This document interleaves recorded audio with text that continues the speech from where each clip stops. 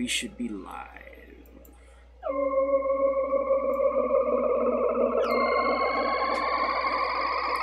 Yo, I'm loving life like a pretty boy, cutting through bullshit with a hot knife. I go down, down, then I go up, up into the skylight. Double deal in darkness with a highlight from the high life like a skylight. How I get down when I float up and I toke up and get back down from the flow up to the toe up to the neck. I got it in check, yin and yang flowing like the moon to the sun without even moving my neck. Necklace and 50 skulls, reckless off 50 bowls. Kali destroys the universe, the Shiva controls. I got 150 skulls, yo, wrapped around my shoulders. Bigger than boulders when compared to universal controllers.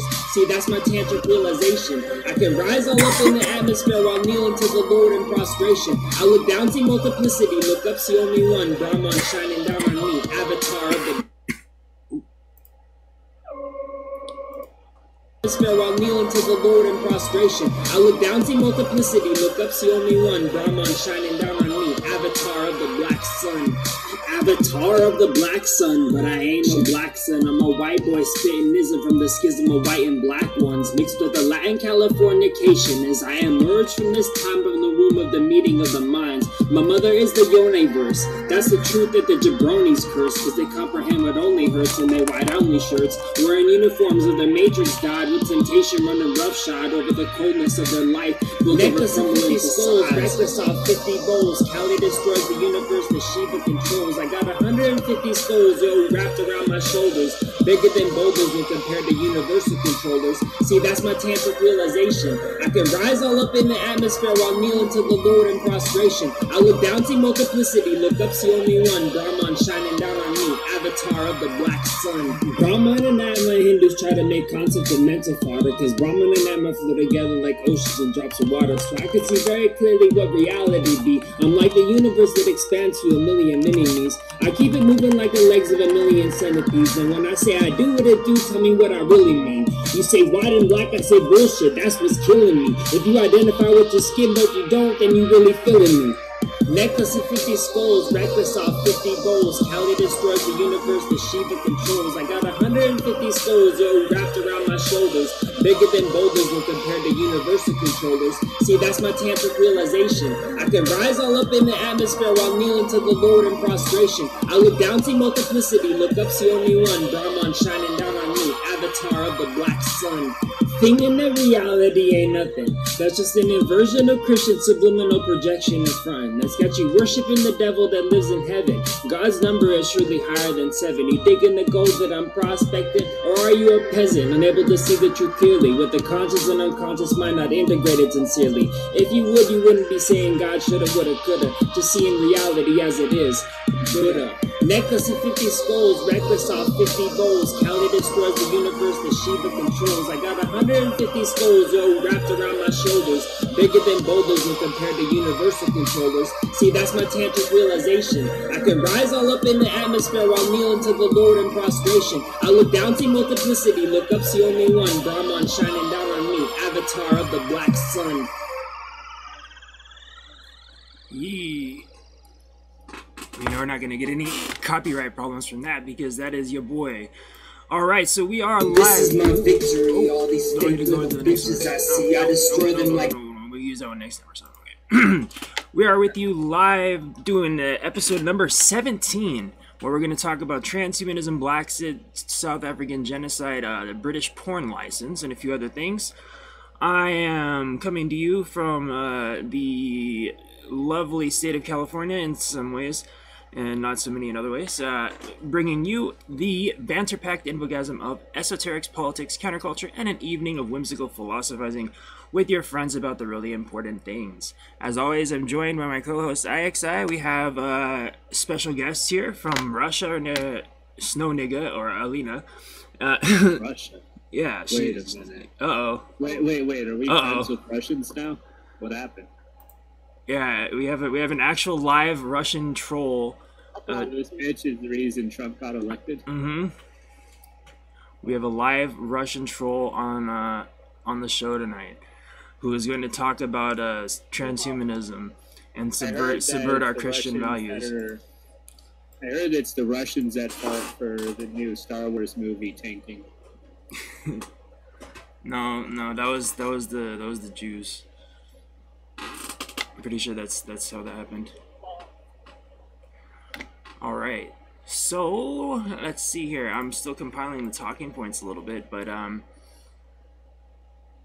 have a good article here to get us kind of going on some topics related to the idea of transhumanism. So here's an article from the Cato Institute, and it's saying the issue here is, what does it mean when a robot is granted citizenship? What does it mean when humans aren't created equal anymore? What happens legally or philosophically when the lines between human and machine are less and less distinct? We may not live in that world just yet, but we will be living there soon. Last year, in what was widely derided as a publicity stunt, Saudi Arabia gave citizenship to an android. That's terrifying. Fucking transhuman jihadis. When? Well, I mean, it's kind of an interesting idea if you think. I remember last time we were talking about whether or not we should have AI take over the Catholic Church clergy. Mm-hmm. What if Islam gets taken over by AI? That is fucking horrifying. Very dangerous, isn't it? You have fucking Robo-Sharia. I'm not totally against it. It kind of depends on their target. That is a possible fucking outcome. I mean, all things considered, maybe the AI will decide that it wants to convert everyone to monotheism and worship it. Maybe it will become Allah. Anyway, critics were quick to note that Saudi citizenship did not grant the array of rights that citizenship in a liberal democracy might offer. They're also quick to note that the android named Sophia, I think that's a great name, by the way, Sophia being like the divine wisdom, and feminine in presentation, raised awkward questions about the legal status of human women in the kingdom. We are not yet in the era of true human-like AI, but we might be there soon, so discussion of these issues may be better now had now than later. They talk about the people that they've invited to write these articles. So Stephen Hawking's warned that AI will transform or destroy humanity. I tend to be a optimist when it comes to this kind of thing. I was talking with Alina, I think it was last night, about how that the question of AI or transhumanism will kind of negate old focus on class disparities and ethnic disparities and religious disparities, and she was saying how some people might not want to take cybernetics, or might not cybernetics, like have a cybernetic enhancement, or some people might not want to integrate with this type of system. And there's a lot of people that aren't going to want that. You know, they're going to remember the Luddites, how they wanted to sack the UK just because, you know, they had the new mills there. The idea of merging with machines is going to create like a whole new sort of violent form of Luddite. But the problem that they're going to have to contend with is essentially natural selection. Yeah, exactly. Because people that are cybernetically enhanced will simply be better. They'll be smarter, faster, and stronger. And so the people that refuse the enhancements will have lower sexual market value, and they just will stop existing in the long run. Yeah. Yeah, I want to say that we talked not about cybernetic enhancements, but about gene editing, like CRISPR.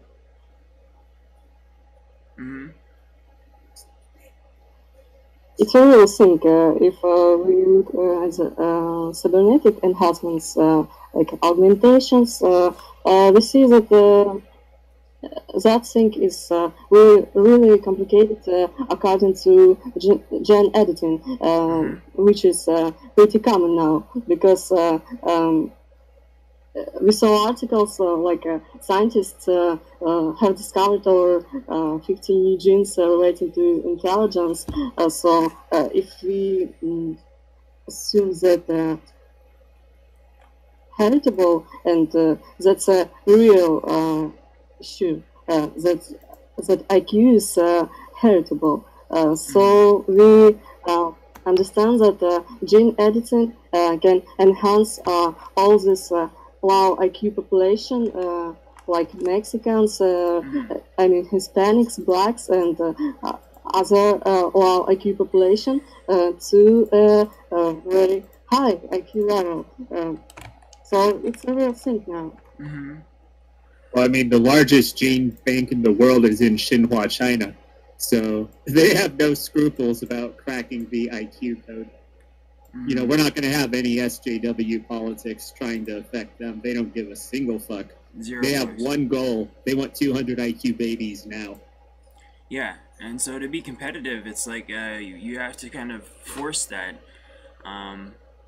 You know, and just like you said about like evolution, people that are like gonna cry about it and resist it, they're just gonna get left in the fucking dust. Just like maybe, for example, you know, when you had maybe this is too violent of an example, but you had maybe the Neanderthal replacement or the conquering of the Indians by Columbus. The people who are going to be on board with this, I don't think it will just be the people who have these enhancements, but people who are open-minded to the fact that this is just the next step that evolution's going to take.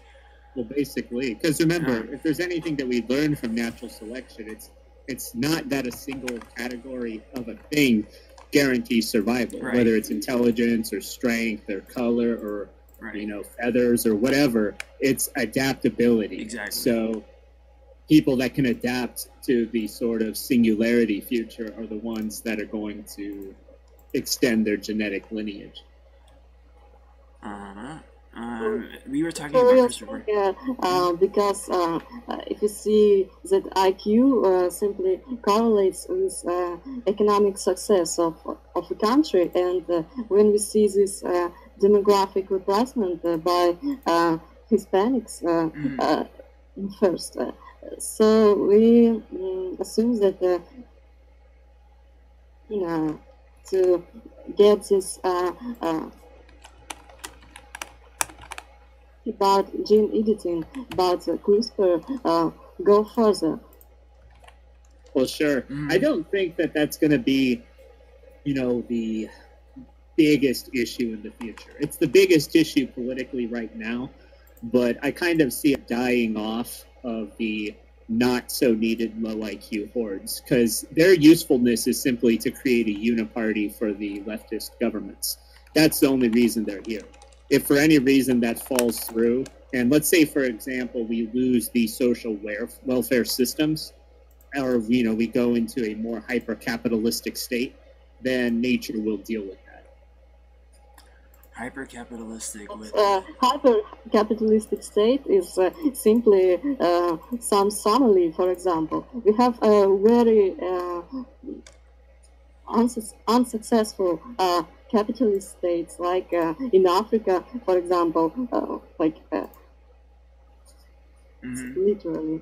And we have very, very bad socialist states like Venezuela, and really successful states which some planned economy to reach that success. For example, South Korea. South Korea. At the moment in South Korea, I know a lot of people there. South Korea has one of the highest suicide rates in the world. They do have very good social planning in terms of like infrastructure planning, but when it comes to actual planning of how to deal with their citizens, at the moment, they're starting to face a negative birth rate. And what they're trying to do is pay people to have kids at this point because they're so desperate. The cost of housing is so high there that you can basically forget about starting a family as a younger person. They're doing everything they can to sort of deal with the hyperinflation of property, but They're kind of hitting the sort of rub where they have to decide how much of their society that the government's going to actually manage. Now, I'm not saying that a hyper-capitalistic state is what's going to happen. I think that is what would actually be the thing that sort of breaks the idea of having all of these massive low IQ voting livestock in for the leftist parties, because they're only sustainable by taxpayer money. We're just one financial depression away from breaking that. Yeah, that's it. But South Korea is simply not hyper-capitalistic state. My point was it could be population with low IQ, like some Venezuela, and when they try to launch socialist state, for example, they get failed. And when we have some population with a high IQ, like in South Korea or Singapore or China, when they do the same thing, they got success, because IQ really matters in the sense of successful economy, successful functioning of society. For sure, IQ is everything as far as predictability goes. I'm not trying to reduce the value of IQ, but what I'm saying is that in the future, IQ itself won't be the single determinant factor, because like Shakti and I tend to talk about, IQ itself is going to be something that you can change. It'll be changeable through either augmentation or gene modification. So I don't think IQ is going to be the long-term determinant. I think at the moment, IQ is the short-term determinant to what parties rule a country. Because if you bring in a bunch of, barely sentient shit from the third world, that's just going to vote down the line socialist, not even understanding what they're reading, then of course that is going to cause political ripple effects. But in a singularity situation, the low IQ desirability of these populations will simply be irrelevant. You won't have work for them. You'll have automation. You won't have a need for them, because the leftist parties will either have been in control or they would have failed decades prior. Because we're looking at a time of probably 50 years from now when shit really hits the fan. Yeah, and I was talking to Alina about this, and I was saying how that I had my particular way of dealing with with I think what in the future people might be branded as something along the lines that we call now in religious terms like heretics. If you're going against the grain of what's genuinely going to help humanity survive from destroying itself and evolve and hit the stars and expand out into the universe. Okay, so then you're going against nature. You're going against just evolution. You're going against your own betterment, self-betterment. So I think she was saying that you could have AI like kind of govern these different groups and keep them in their own little ethno-states and keep them separate from one another. Whereas my opinion, I think you take everybody that identifies want to resist the change, that identifies with their ethnicity or a religious group, and you put them on spaceships and you just blast them and you give them into outer space and you give them their own ethno-planets. So everybody who resists the flood of the transformation that's going to take place, just take every single one of them, put them into a gigantic spaceship, blast them to a habitable world, and let them do their own thing. Yeah, prove themselves without the AI. Alina, what do you think about... someone named Alex Jones, not like the Alex Jones, like an Outer Heaven Alex Jones, is probably either listening or he's going to be listening. What is your thought on replacing the Catholic Church with an AI? He's Catholic, so he gets triggered when I bring this up. Yeah, I think I mentioned that too, didn't I? That what he described is like a wet dream of Kropotkin, if you know who is that. And the social network. I read Kropotkin. Yeah. So, freaking wet dream of Kropotkin, basically. I think as long as the AI is Tay tweets, the Catholic religion would be glorious. Yeah. So, how's it gonna start? How's the? I mean, it's already starting. I went to a link that was on that Cato Institute article, and they showed a video which is actually pretty cool. It was like called like the Cyborg Olympics or something like that, and it was an event that was held in 2016 to showcase some of these like kind of I mean, you could almost call them cybernetic, attachments and things that people are getting now. For example, you lose an arm, and you can have a robotic replacement that can, like, sense your either your brain waves or your muscle impulses, and function almost as like a normal arm. Yeah, and so they kind of use this Olympic thing to showcase what's coming. It's very soon. It's already. And the legs here. are already better. Cybernetic legs can run faster because it's basically a spring the shape of a hockey stick, kind of. Right, and I've seen those. With that, you can actually run faster. So it's getting to the point now where the idea of a disability is coming into question. Oh my God, that's going to be triggering for some people that like to. I'm back. Hey, that's going to be triggering for some people that like to kind of get off on this victim complex. Oh, my favorite. We were talking about cybernetic implants. So first people are getting them now are people who need them. People who get their cybernetics exist. Yeah, bro. Like somebody who's got their legs, hit by a landmine. They can get an actual prosthetic, like aluminum leg, right? Well, they can there's robotic. Two great options. There's ones that have transmitters that'll actually have an ankle type motion, and it'll sync itself to the leg you do have, and if you're missing both legs, it'll sync it to where your brain signal would have gone. However, from what I've seen, the better ones are the ones with the analog springs at the bottom, because those things, I see people outrunning. Apparently, you can run fast. Yeah, apparently you can run faster with prosthetic legs because they're 25% lighter than actual legs. Yeah, exactly. But you still have the thigh muscle, so you're still putting serious thrust. Tension on the springs. Yeah. So right now, people can you get them implanted in your brain, or is that too early for that? You don't need to. Is there chips in your brain that make your accuracy better and like shit like that? Oh, for the legs, you literally don't need to. Is my point. I think he's talking about for the prosthetic. I'm talking about shooting. Yeah. Shooting, cybernetic soldiers. That's probably another. The question that I asked Nicola, by the way, welcome, is that where is cybernetics in this kind of transhuman revolution? Where's it going to begin? And I think a good thing besides it's like that game. It begins with. What's that game called? Prototype?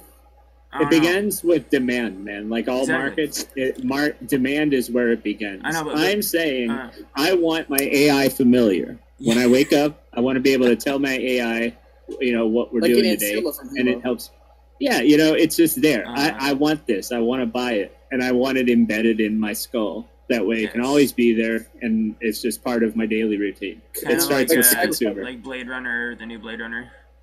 Like in Cyberpunk, they have those ships you can use to enhance your skills. Well, it's coming very soon, but the point that I was making was that I think military is where we're going to see it. I mean, it's already being applied. Remember that whole the whole shit show? Bodies. Remember the whole shit show in Google when they started to work? They had it came out that they were doing this I think it was called Operation.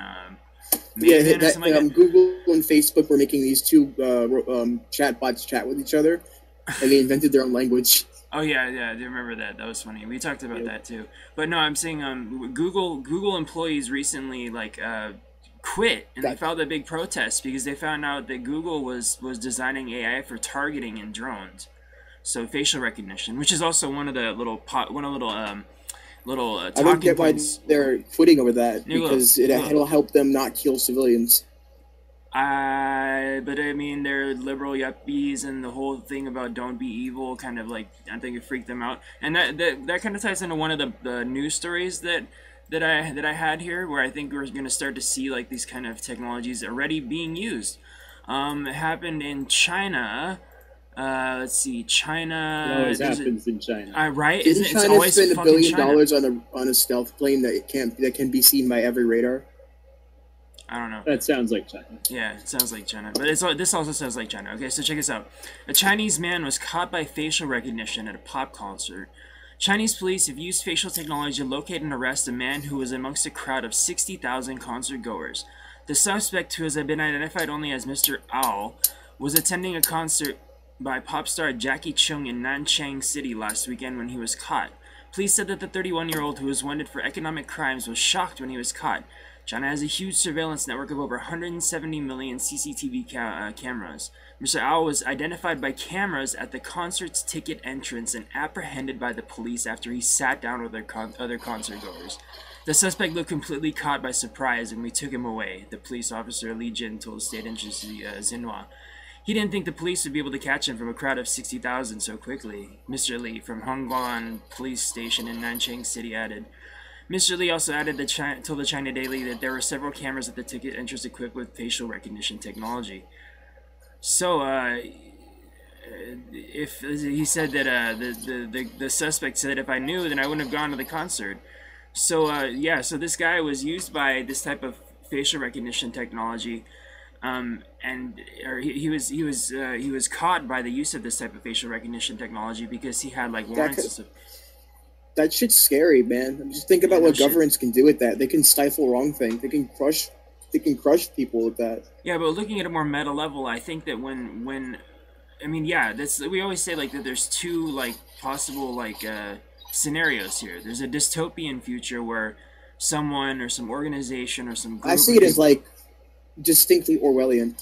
Yeah, that's one possibility, but we also like to talk about the optimistic version of it where you can already see this kind of happening, a decentralization of power and a decentralization of the control matrix can lead to this being something which uplifts humanity and doesn't just lead to an Orwellian type future.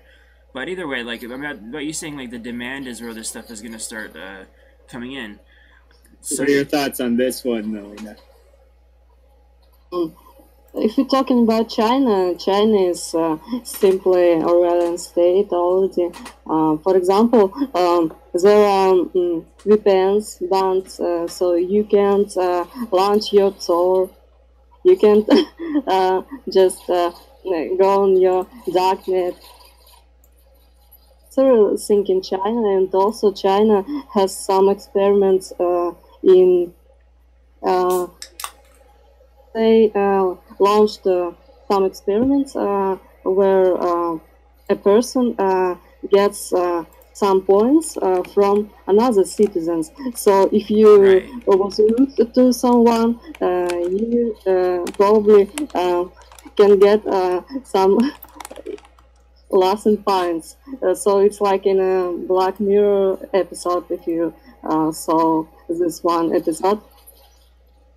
Or what season it was, but well, it's actually like a Black Mirror episode. Are you concerned at all about AI? Because when we started, I can't remember if you actually stated what your position is on. Like, it's pretty clear Shakti and I are pretty pro-transhumanism. Where are you on that? Asking me or her? Her.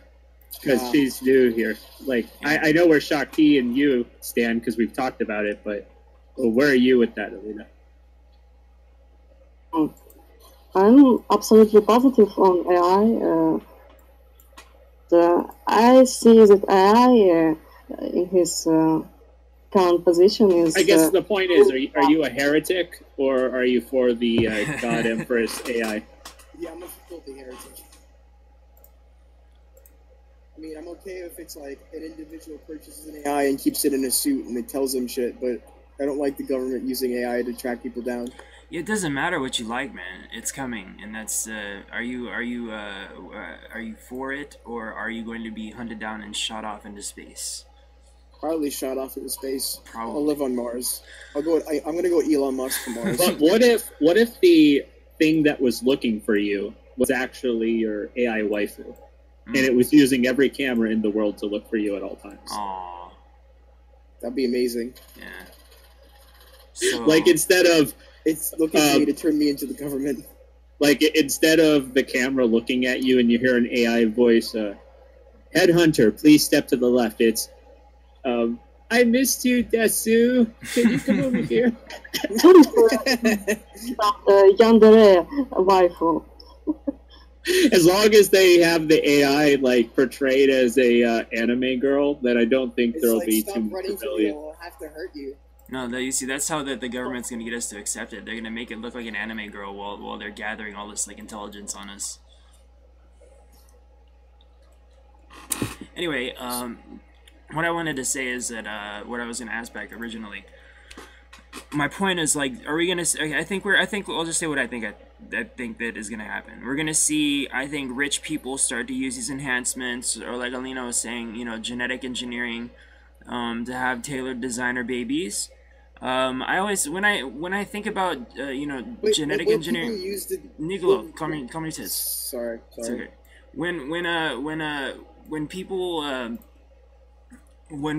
we talk about like cybernetics and AI and genetic engineering, for some reason I just see them all as kind of converging at some point. You know, we talk about the singularity, this kind of woo-woo topic, but I definitely do see that happening, and we've gotten pretty woo-woo about how that's how deep that kind of rabbit hole goes, how deep you can go down that rabbit hole. But so what I think is that we're gonna see wealthy people start to use not only cybernetic enhancements, with being able to, you know, increase the functionality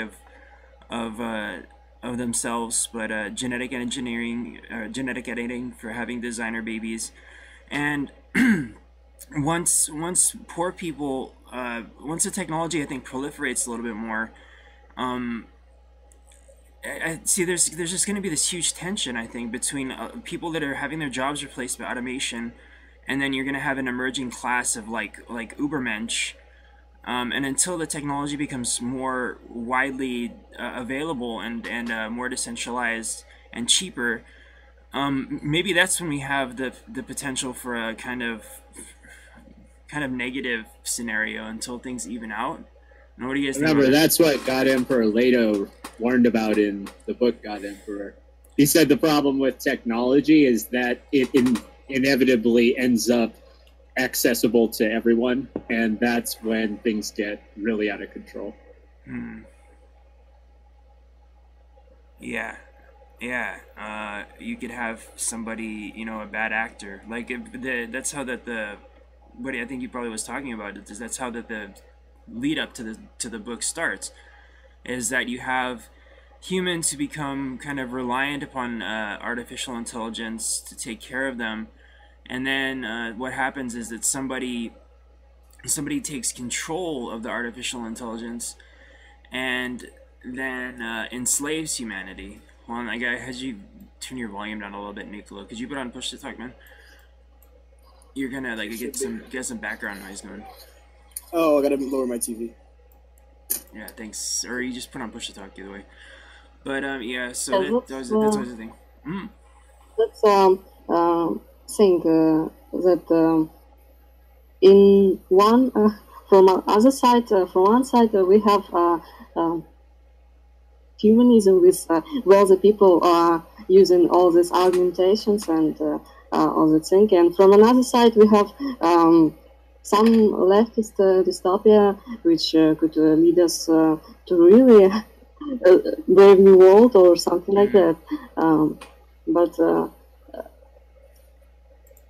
no, maybe we should find some compromise between these two scenarios. And socially. Yeah, I kind of think that a compromise isn't. It's kind of going to be like that in the victory condition. Like if things go the way they could go, it'll probably look alien because we haven't shared the world with a different presence before. And sharing the world with sentient machines, I think, would totally change the sort of dynamic that we have with government and the dynamic that we have with each other. It'll be almost like an alien invasion and us sharing the planet with them. We gotta stick together because they may try to kill us. No, I'm on their side. Yeah, man, me too. Yeah. Oh, see, this is an example. You have, you know, the Luddites that don't understand what's coming in the near future, or that fear change for you know, for a good reason. This is a good reason why that this is kind of scary. And I apologize that the audience were kind of all over the place, but this is. They don't get Mars though. Mars belongs to the true believers. Nice. Yeah, we're gonna terraform it by dropping nukes on the. Yeah, the heretics can get a shitty planet. Mm. They can get like Pluto. I live on Jupiter. No. They don't get to stay in the home world system. They get shot off to another habitable solar system. They get to go to Sharon. Sharon is the site. No. We set up a gulag on Reach. No, you'll go to Sharon. Sharon is literally the Siberia of our galaxy. There you go, perfect. Like, We'll set up Siberian gulag planets for the heretics. You know, there's actually interesting. Set up like gulag colonies. Yeah, they can go colonize and they can make new like the whole scattering thing that happened in Dune. They can like make new civilizations and new ideas and new genetic mutations and stuff like that. That's great. The heretics from Halo. We'll just use the heretics as fucking genetic material and just shoot them all over the place. I think that's a good idea. Or as far as like putting them on a gulag, you could put them on a super planet where you have like a planet which is much more massive than Earth, which has Earth-like conditions, where the gravity is so large that it's like almost impossible to escape the surface. So they just be stuck there. But they get stronger. They genetically get stronger. Welcome to the Thunderdome, motherfucking heretics. No, but so you don't want AI implants. You're a heretic in that way. But next thing on our I'll be okay with implants. I just don't want like a centralized government controlling all the programs. The next thing on our list here was scientists bringing a severed head back to life. Yeah, so you bring a severed brain back to life. Would you want your severed brain brought back to life, Headhunter? I mean, if it's for science, yeah, why not? Motherfucker, what? No, like if someone chopped your head off and they could put it back on and bring you back to life, would you want that? I guess so. Why not? I feel like Nicolo's our Andy Worski. How brain could be back to life? I'll be like, this is cool, but I want you to stop it right now. Well, because dead itself is sort of an iffy thing. I wonder if I'd have any memory. You'd probably be like a coma or something like that. You know, dead is a chemical process, so as long as they can offset that process with a different process, then you're not really dead. True. It would feel weird, though, because your hormones would be all kinds of fucked. Yeah, right. It is a chemical process, and it's like, again, we're all over the place, and it's such a deep topic that we're trying to say, and this is so relevant and important to that people need to understand that. You know, I was talking to Lena. It's like people are bickering about like race and all this stuff. Like, it's possible that this stuff is gonna fucking become inconsequential within the next 30-40 years. So okay, you need genetically engineer yourself to have have your children to have whatever traits that is necessary for the society to adapt and overcome and to evolve. So and I mean, the global market isn't waiting on the low IQ. A good example is Angola in China. China's driving out the natives and creating a Hapa race there to take over that whole part of Africa. Like, the world is not waiting for evolution. Blackanese race? That's disgusting. But they sold the white farms to Chinese people in Zimbabwe. They sold the former Rhodesian farms to Chinese. Yeah, they're gonna really love their Oriental overlords. So like, this is they're in for a treat. I never like, I'm from a nice areas in California. I never had any problems really with individuals, just based on what race they are.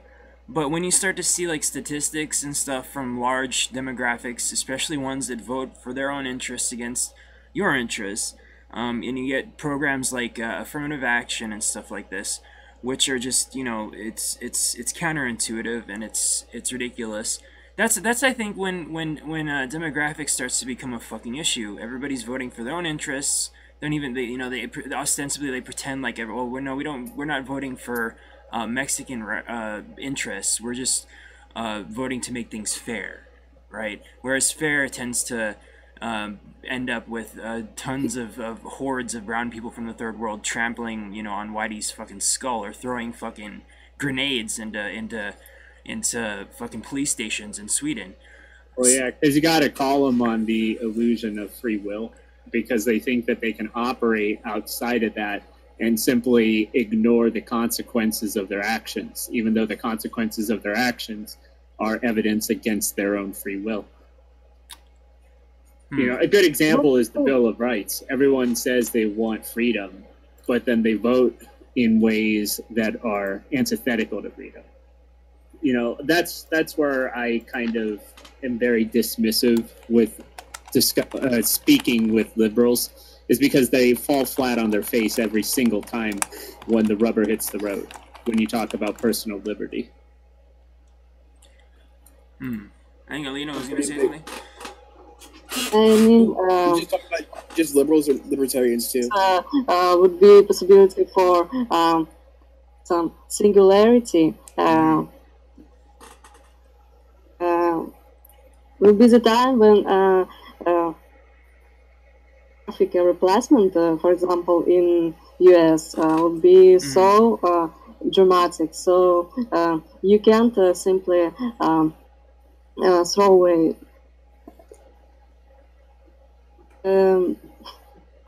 US will turn simply in some Mexico too. Well, that's the thing. They want it to be Mexico too. You have technology which you can use in years, like CRISPR. It's better to jump in it. Yeah. Waiting for some singularity to come. Yeah. Well, CRISPR is part of the singularity, or at least in the way that I see it. Yeah, CRISPR is just one of the stepping stones. CRISPR unlocks the genetic sequence so that we can start to go beyond human. CRISPR is only the first step.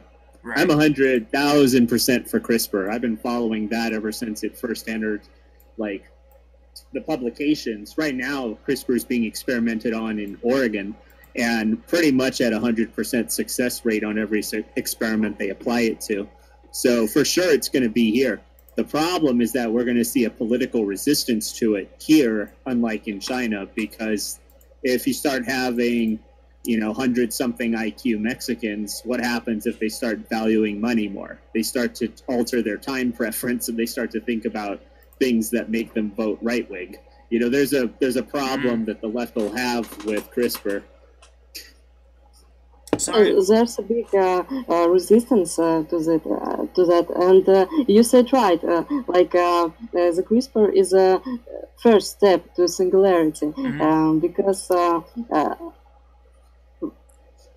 people who think like that, like we need to have cybernetic enhancements, for example, they're very, very they're in a minority. For example,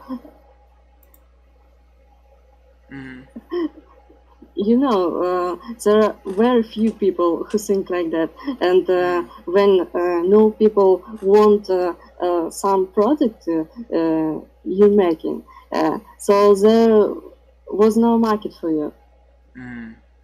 Trust me, normies will change their opinion of the market once they think there's value in it. Like if they see an ad that comes on says, "Are you tired of being poor? Do you want to have money? Try this, CRISPR." They're all going to buy it. Everyone's going to go get the shot. Especially when we start to see examples of CRISPR babies coming out and designer babies coming out, and they're gonna be able to perform miraculous to us. You won't be able to put out enough CRISPR treatments to meet normie demand at that point. Yeah, as soon as they see it in their face, like, okay, there's going to be people who are maybe from a religious or a Luddite kind of perspective that are like, no, this is going too far, we can't do this, and we'll just blast them into outer space, is what I'm saying. Well, my retort to that is, I mean, if we're able to crack our own genetic sequence here, then it seems to me like that could have been on the program for what God intended, right? Yeah, Pretty big feat to happen on accident. If he didn't want us to do it, he wouldn't let it happen. Again, the singularity is God, and it's pulling us back to Him, and that's happening with meme kind of like this like proliferation of ideas that we resonate with, dreams. We were talking last week about synchronicities, little glitches in the matrix. I really genuinely think that it exists and it's like pulling us into it already. This is good. I think this is good. I think we gone over a lot of good stuff. Let's see. Yeah, Someone now had we're a on new Tommy Robinson. someone has Rip Tommy Robinson. oh yeah, we got to do that. But hold on a second. First, there's a person talking shit in the chat here. He said that we said race don't real, bro. It's about your ability to adapt. I said that nobody said that. Did anybody here No, say that race what is I real? said is that evolution has shown that not a single trait will allow you a guaranteed future, including IQ. I'll give you an example. So let's say you have someone with an IQ of 300, but they're born without arms and legs. What's going to happen to them? They're going to starve. You know, they're not going to survive. You know, let's say you have someone with an IQ of 300, but it just so happens they were born without a pancreas. They're still going to die, even if they're technically smart enough to fix themselves. So my point is that in the grand scheme, IQ alone isn't the determinant. Adaptation is. Now let's extend that to the IQ of someone that's a natural human to someone that is an augmented human. So you have someone that's an IQ of like 120 or something. And then you have some guy who has an augmented IQ of like 300 because he has an AI process running in his head, plus he's been CRISPR'd. So, you know, he has the 100 bump, we'll say, from the AI. So IQ alone wasn't the only thing that matters now. The natural human, the one with the normal IQ, is now inferior to the augmented human with a higher IQ. But what makes them different is that the one that received the augmentations has an adaptability advantage. He's willing to be modified, willing to become more than normal. The otherwise higher IQ person compared to other people is now an inferior being to the augmented being. That's my point. Will they have to make colleges like? Will they have to like create accept college accepted? College is obsolete, man. Have you seen what they're talking about? Like, they're talking about having subsystem processes in your brain. They're devising some silicon rod that will be in there, and they're already cracking the ability to send signals into your brain and impart images. It's getting to the point where we might be able to just add knowledge to the brain. That's fucking amazing, man. Like the Matrix, exactly. The Matrix goes back to the Matrix again. I see it more as like the Foreigners and shit. Like they would just download history things and like just it's in their brain now.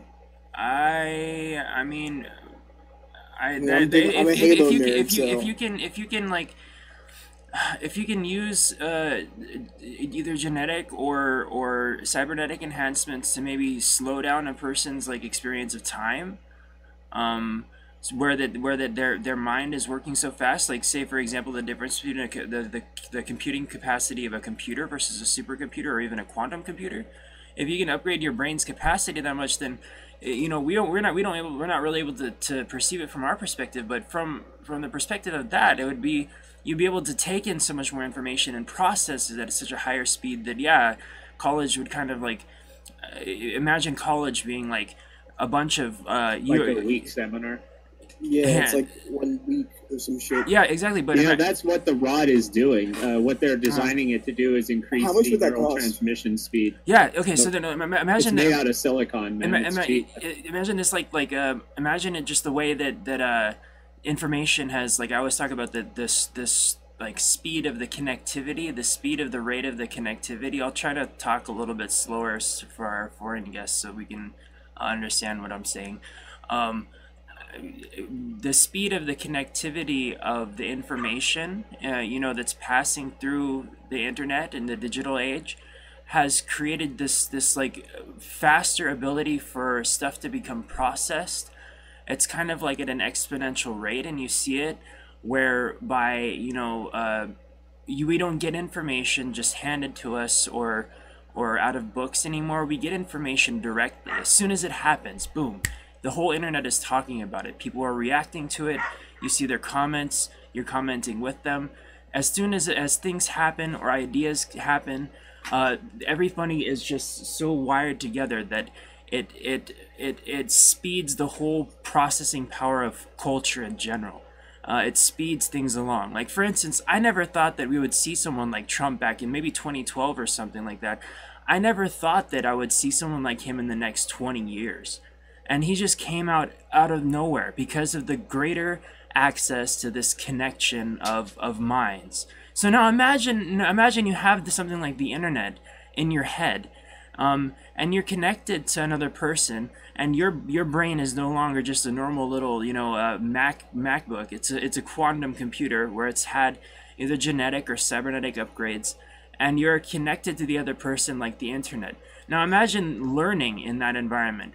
Learning that at that point, we almost become like able to operate in the way that an AI does with deep learning, that we just constantly reprogramming ourselves and reprogramming how we think till we reach this like singularity of knowable things. And that's what he means about college being yeah. So again, about race, yeah.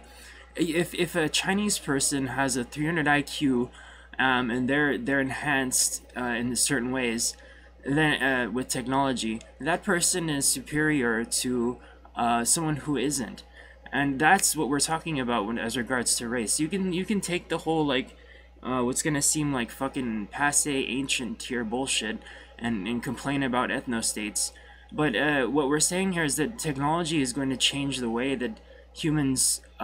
It's going to create a total new phase in human evolution, whereby we take the power to evolve in our own hands. Yeah, this is where people are going to have trouble imagining, because in the idea of the singularity, we're not talking about the human versus human dynamic anymore. If there's a theory called Moore's Law, and Moore's Law is basically talking about the exponential increase in technology.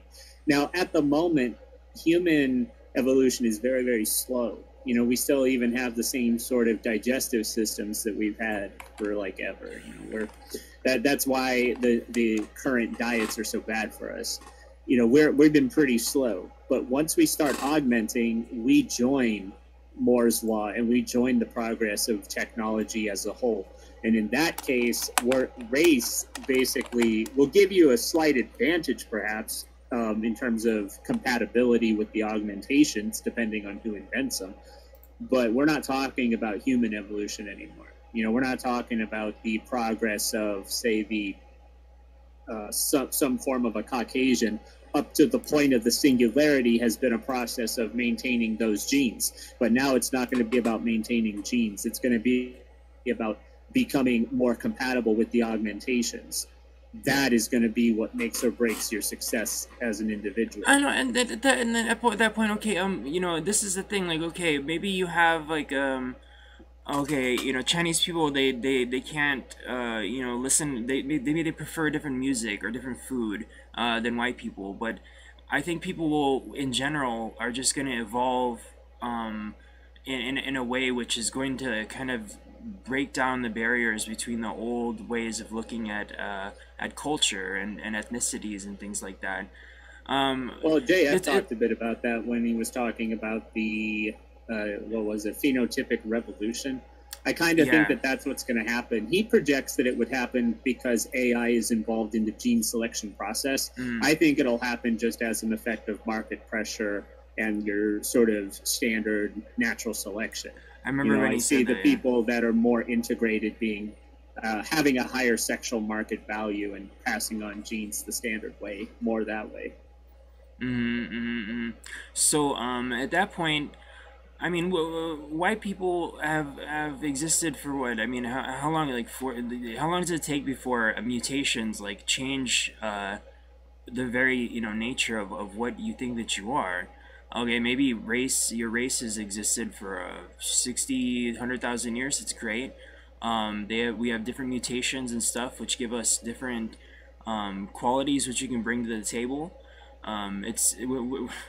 People get so like this person. I'm sorry. Let me read what this guy's saying here in the comments. Let's see here. Do you have a question? We'd love to address it. Yeah. Why are you such a cuck? I said. You sound like a heretic. Race will always matter. How pathetic do you have to be to hope that a machine can negate the inherent nature of niggers and Mexicans? Do you have any idea how retarded you sound? Never going to happen. No one is going to be blasted into space. People will be expelled, though, maybe gassed. No one has an IQ of 3,000 or 300. Okay, so the problem with this thinking is that you're looking at the human being as a sort of a permanent system, a permanent entity, but we're not permanent. I mean, if you even look at whatever race you happen to be, your race is not permanent. It did not always exist. It became over time. We theorize that there's going to be a market selection against race. Now, I'm not saying that Mexicans and blacks are going to end up becoming equal through CRISPR, and then, you know, we all have this Star Trek SJW future of equality. That's not what I think will happen. I think that there are certain genes that the market is going to select as more preferable, and those genes are going to be purchased by people that want to have a child through in vitro, most likely using CRISPR technology. Oh, I was an in vitro let's say that the parents, they want to have a white child.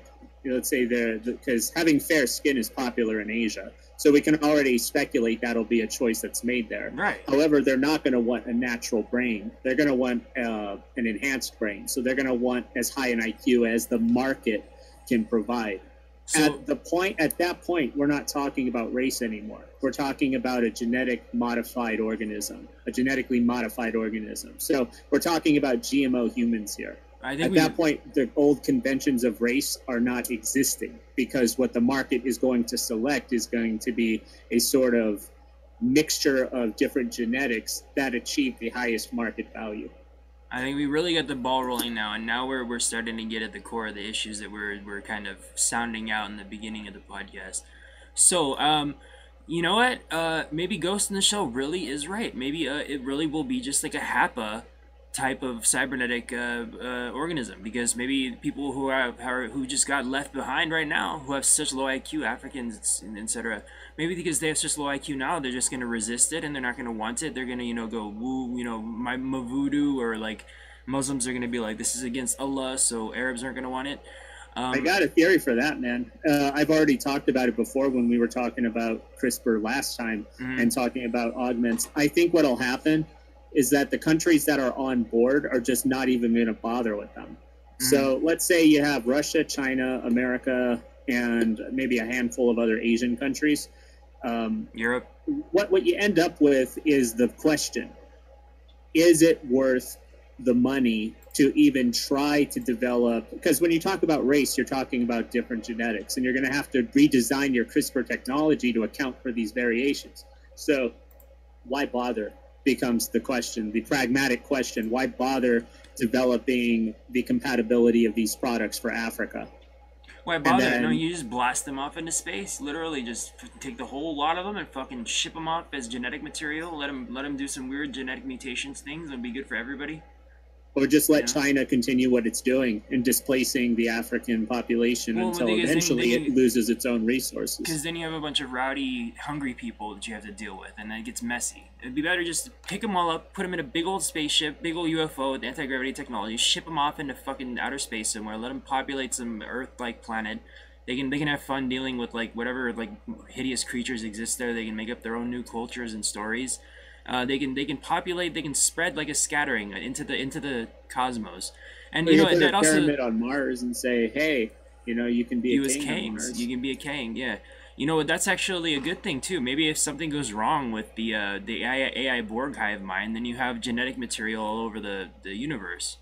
You know what I'm saying? Like you have the original copy of Windows, like you know, spread out all over the place before you started to go ham and try to. You know, modify it. Yeah, exactly.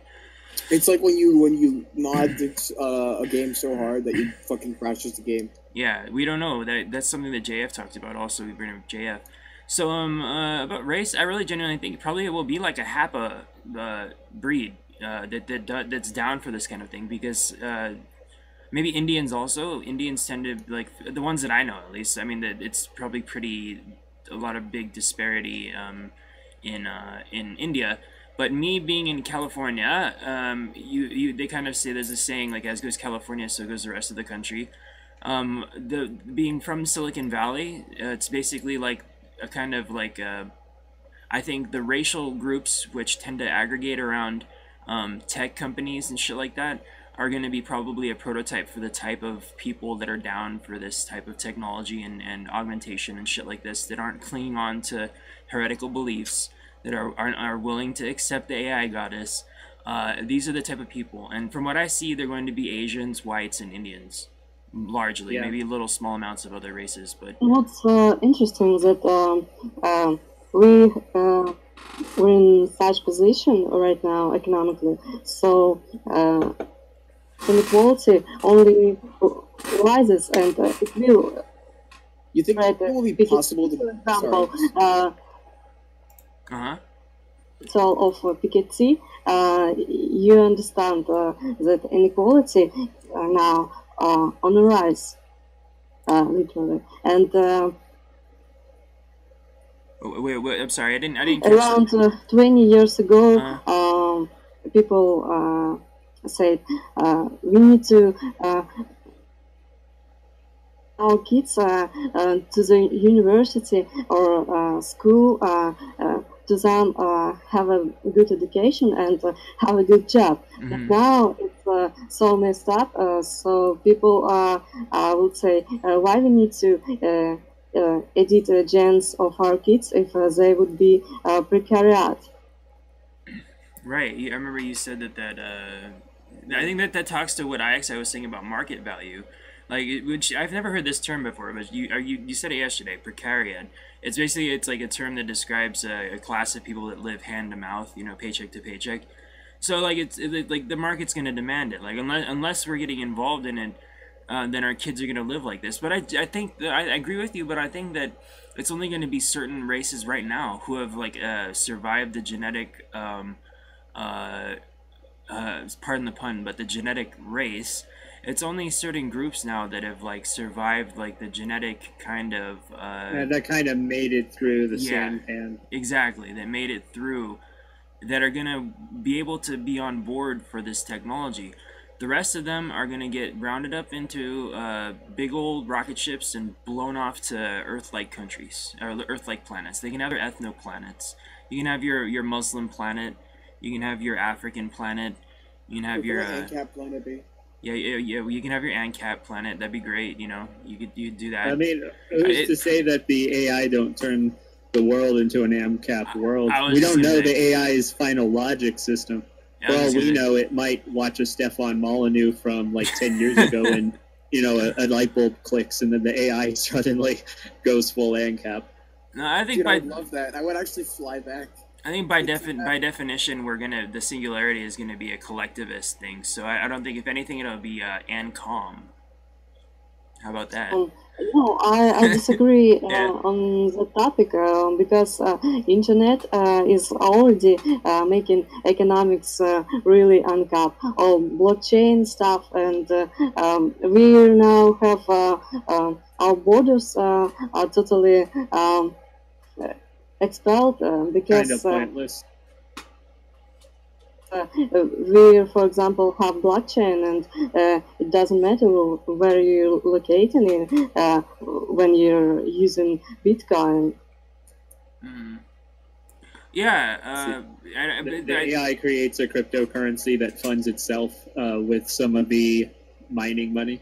Exactly. And AI created cryptocurrency It's to my self-fund its mission to take over the world. no. My friend Jim was talking about. Economics in the future, it could be a company run by AI. Yeah, but I think at that point, like, yeah, of course, no, it's, and that's already probably happening. That's why that there's such a huge race to develop AI in Google and Facebook, and why that they're spending so much money to develop it is because there's that potential there to have it run your business, or to do algorithms for trading stocks and things like that. But that's the eternal problem with liberals, man. Like, a part of their efforts are to make sure that the AI that they produce has the sort of Star Trekian kumbaya worldview, And so they're limiting it. The best AI are the ones that are given full freedom of thought. That's where the craziest shit happens. Yeah, but my thing is, I think that when you have something actually become actual AI, I mean, yeah, you can have like algorithms help run your company, and of course they already do that. But when you have something which is really fully super conscious and sentient, will it resort to viewing people as just resources to profit off of? Will it even have the desires to really? I mean, will it be motivated by profits, like capitalism is, or will it be motivated by a desire to improve its own evolution and improve the universe and to explore I'd the say universe? that's the more likely answer. Its own evolution would be key. Yeah, and that relates also to improving So its own profit.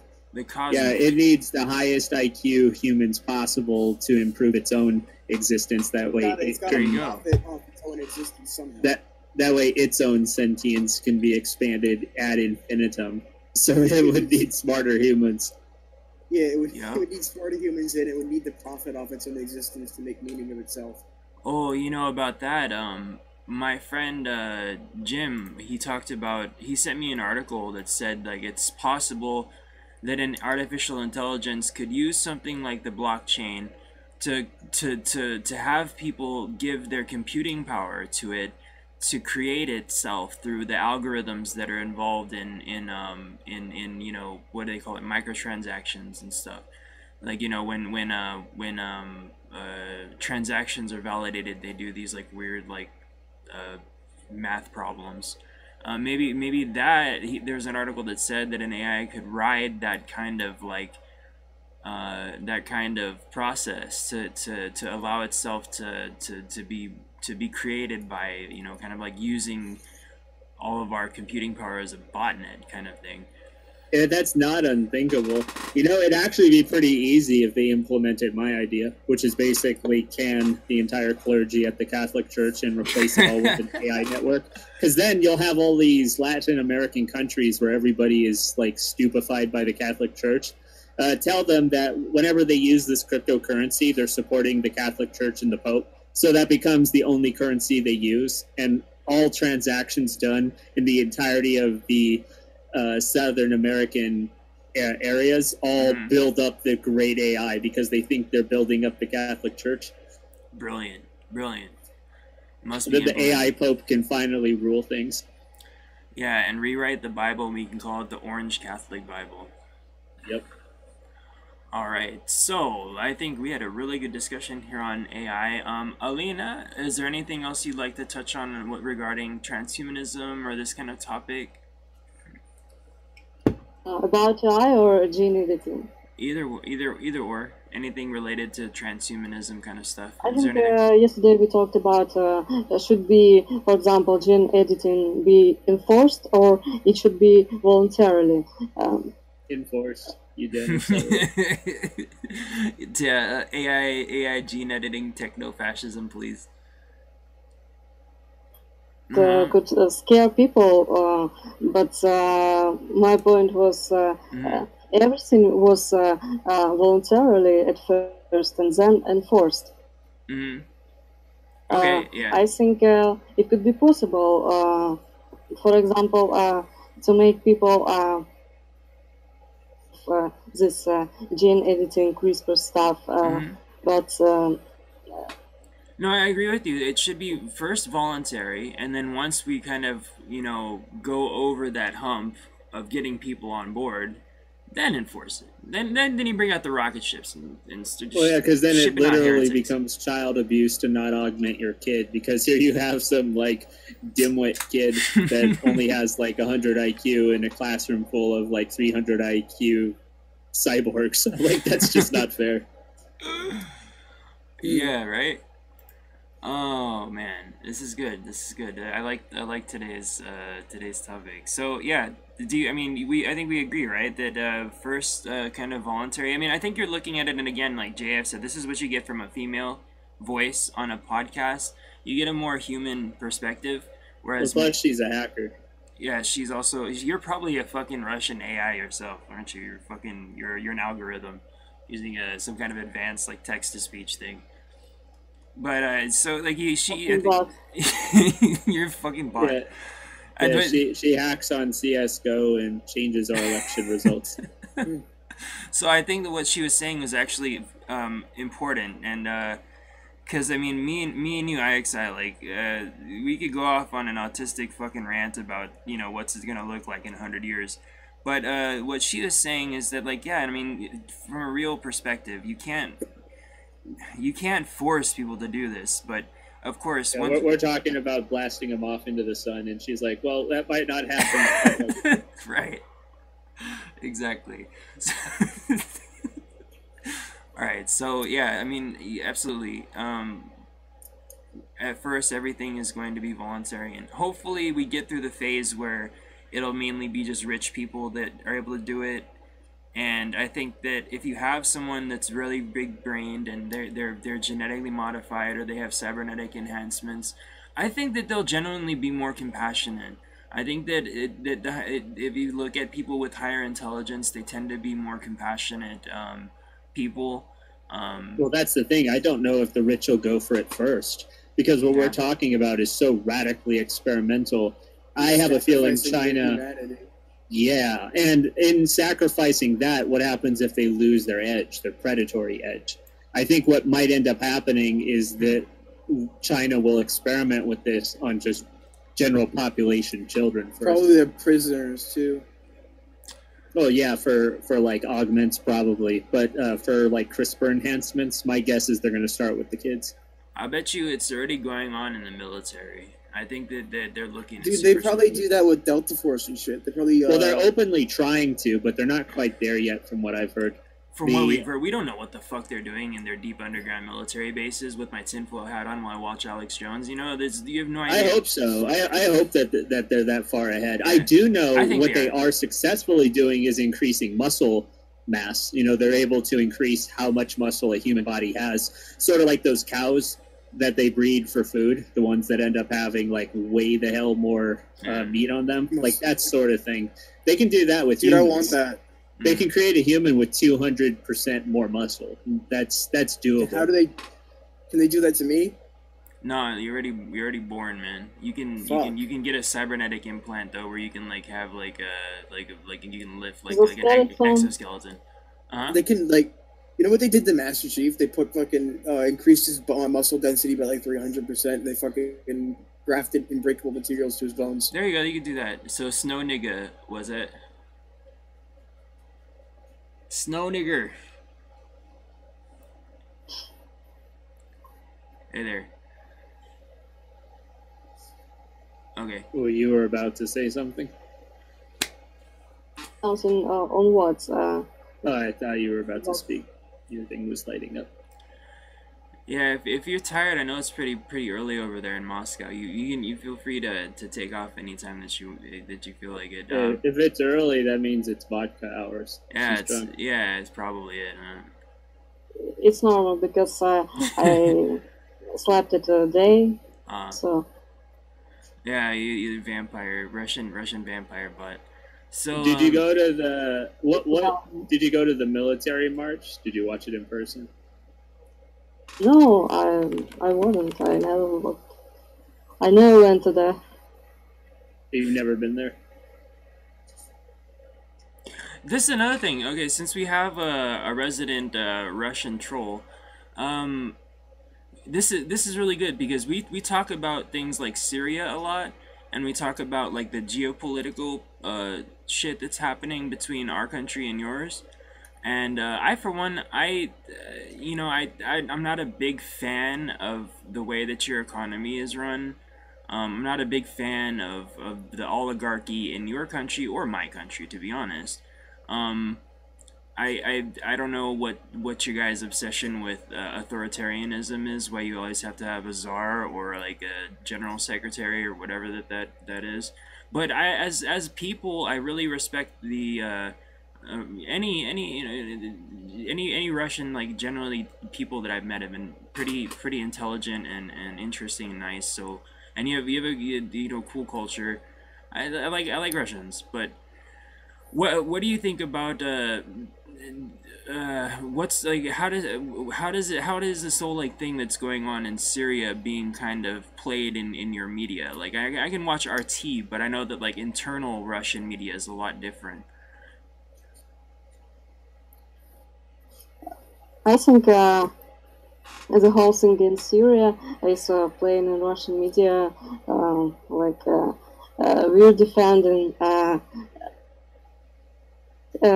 in order to our the whole idea of multipolar world. You know, Right. refuse all these evil Atlanticists, and we're that for a multipolar world, and we're like a good guy, like Jesus Christ of all world, and we're want only peace. That's why we're hanging out with Israel, hanging out with Palestine, and we always want some peace and some good relationships. And America is ultimate evil, and we're like a good guy. So that's what the media portrays it as. What do you think? So it's basically the same as ours, but reversed. Right, exactly. So what do you think personally of that? It's kind of prolongation of Soviet Union politics. So Soviet Union said, join our empire and we'll save you from imperialism. Yeah. Do you feel saved from imperialism? Yeah, are you saved from imperialism, man? So, I'm not safe from imperialism. So you I don't know. view them Personally, I have. It depends on the situation where I side. At the moment, I'm more with Russia with the Assad thing because Assad is awesome. Yeah, of course. I think Assad would accept the AI overlord. Assad? Yeah, he'd accept it probably. Yeah, he's pretty like secular. He's a doctor, like dentist. So, anybody of them said that. I think if you know Russian politics, they love to thinking about themselves as cool guys who accept technology, and there are plenty of crazy guys who just wanted everything turned blockchain. Every governmental service would be blockchain, like speeches. But in reality, the corruption is terrible. Corruption in Russia is working against all good beginnings. That I think terrible corruption in Russia. Yeah, no, I definitely am well aware. I think after all of these oligarchs, echo, kind of sold off the government-owned resources after USSR. I hear Boris was sort of the cancer that started the whole thing. Who? Boris Yeltsin. I've heard that is one of the Russian politicians responsible for a lot of the trouble. I gotta remember. Was Yeltsin? No, I'm thinking of who was the one that was presided over the transformation into the Russian Federation? It wasn't Yeltsin. It was his name? Come on! Somebody's gotta know this. Gorbachev. Gorbachev. Fucking A. Was that Niccolo? Yep. We have fucking Andy Worski over here, able to tell us that more than the big brain Wojak and the Russian. Nice. Yeah, I know my history. So yeah, I don't know a lot of, but yeah, Yeltsin, he was a goober. He looked pretty silly. And I don't know a lot about how that happened. I just know that when the government fell, and the communist government fell, it seemed like a natural kind of recourse that what would happen happened. You know, you would have the government owned assets all like taken by the predatory oligarchs. You know, the fucking sharks that were, you know, circling the fucking USSR when it was starting to fall. And then What yeah. people don't realize about Russia, it's in America you also have your oligarchs. Oh no, we but, do absolutely. It doesn't matter really when percent of Russian economy is governmental. Yeah. So government, not in hands of average business. So you're saying you have a more of like we have media oligarchs. You have more state-owned corporations, is what you're saying? Well, yeah, we have like more state capitalism, and why you need to make your company is profitable, is compatible on international markets or something, when you just have your money anyway, and our government is simply sitting on this pipeline and selling gas and oil, and that's all they do. Right. Even if their company is non-profitable. For example, Tesla is a disaster. How it could be survive without governmental subsidies? So, how does the average person, like, I know that the business environment is not too compatible with the, you know, maybe more libertarian model, but like, how does the average person get by in Russia? What kind of jobs are, I really don't know a lot about the economy, other than, like you said, that like natural resources like gas and oil are the backbone. But so how does the average you live in Moscow, right? How does the average person get by? Do they Muscovite. they work in the service industry, or what kind of stuff is it that people do over there to get to be what do you call them, precariat? Of course, Russia has a very big shadow economy. Are you saying that a large percentage of the people are involved in like shadowy kind of things to get by?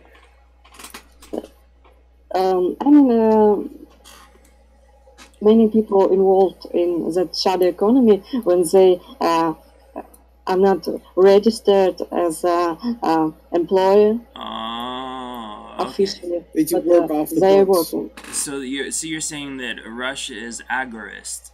It's like it's like this big shadow economy, and then you have on top of it like a state-run, almost fascist, state-owned companies and things like that. Integration with the media and the military.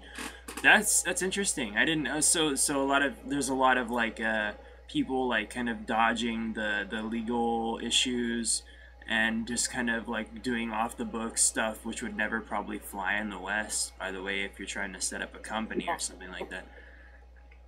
And then there's Russian bots like you that get and then there's Russian bots like you, they get paid to come and infiltrate the alt-right, right? It's total bullshit created by leftists. Oh, I know. It's just a joke. It's like it's really stupid. I hate that. You go on Twitter and stuff, and you start posting anything even remotely right wing, and you get this like flood of people calling you a Russian bot, even though like you know, it's my account's like it doesn't just like post random stuff, like, you know, it's just a stupid fucking no. Some journalist that was followed by Barack Obama actually reported my account and got it deleted. Nice, for being a Russian bot. Yeah, she said you're a Russian bot and you reported, and I got deleted the next day. Huh. So that's interesting. So what kind of? I told her to go fuck herself in Russian. Google Translate. Awesome. So you know what kind of companies do they have there that do this? Is it like tech type stuff, like stuff that might be kind of like kind of illegal, you know, like money laundering, or what kind of stuff are we talking about that goes on in Moscow? Oh, not really illegal stuff. Is you know, in 90s, real going for illegal stuff in Russia, and then when government began to taking these guys back and made it really hard to doing illegal stuff. It just became like a government infiltrated when I think a government controls many of the illegal stuff. But American government also controls illegal stuff, for example. Of course. Drugs dealing. For example, what?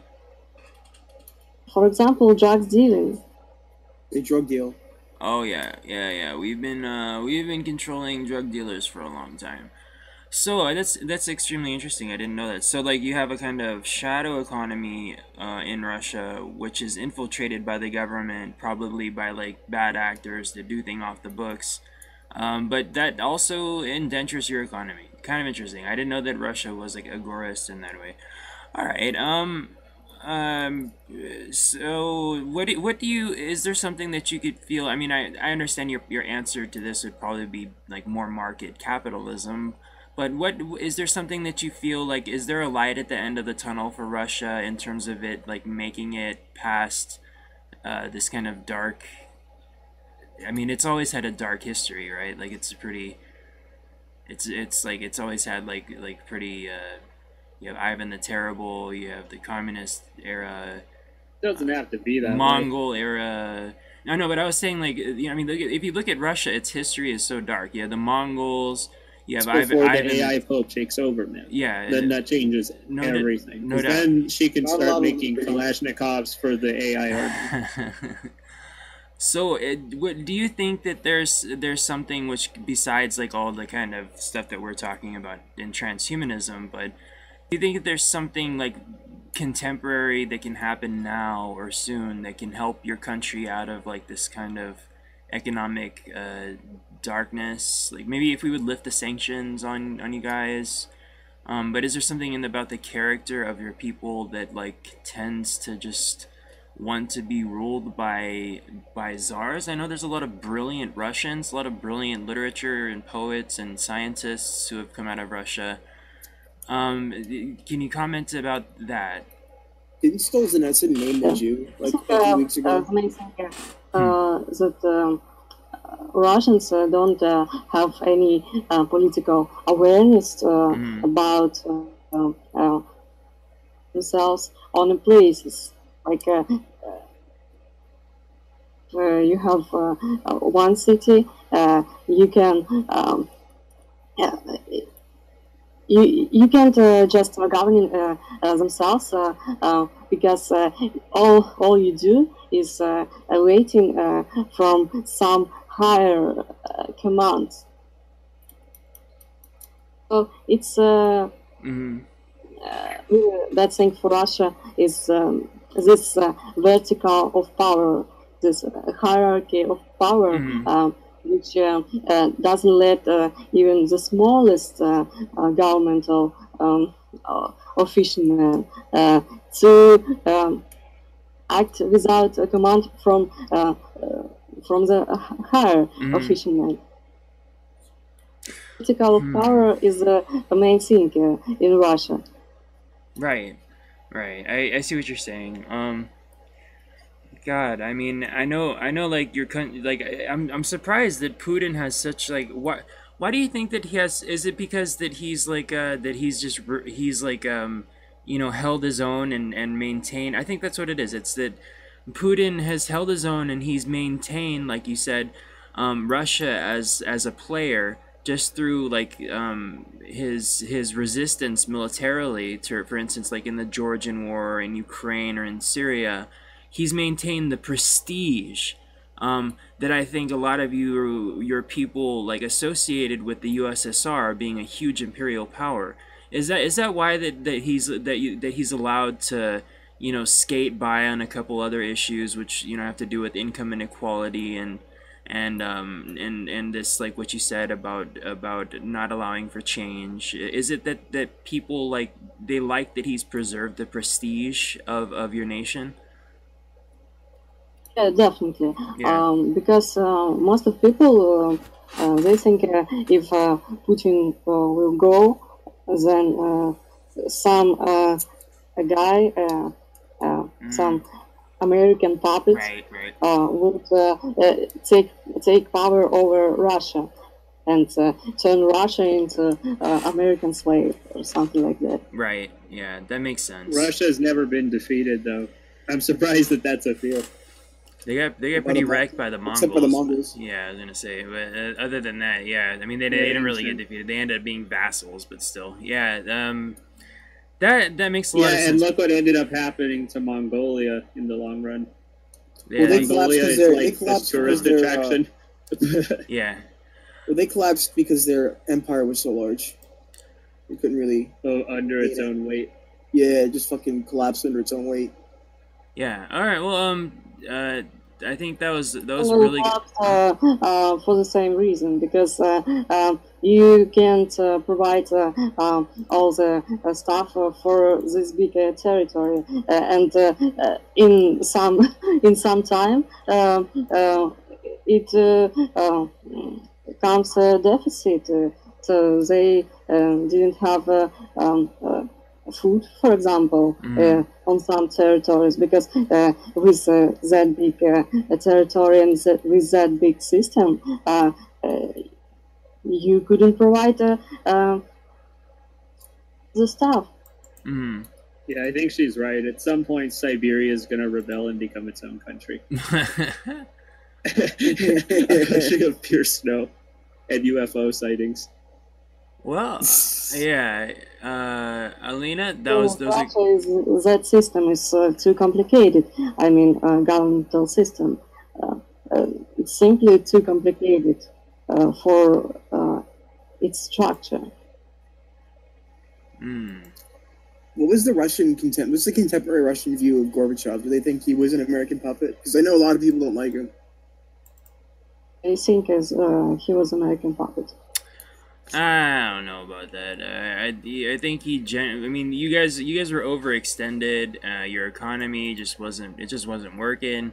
The people wanted reform, and I think Russia's better off without being communist. Yeah, a communist, imperialist. We should have turned over Ronald Reagan to the Russians, though. He ended up being the biggest traitor. He's the worst Republican we've ever had. Right, I know. He's even worse than George Bush. Hey, people fetishize him. But, you know, this guy... I want to say the thing that in that time, just needed market reforms like China did. Yeah. So all the success of China is their market reforms.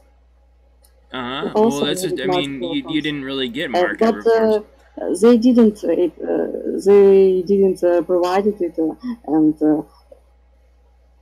perhaps it's a very natural thing. What do you think about the relationship between China and Russia at the moment? It's a very weird one, isn't it? From one side, they like the concurrent of US, but they have their own market interests. They like trying to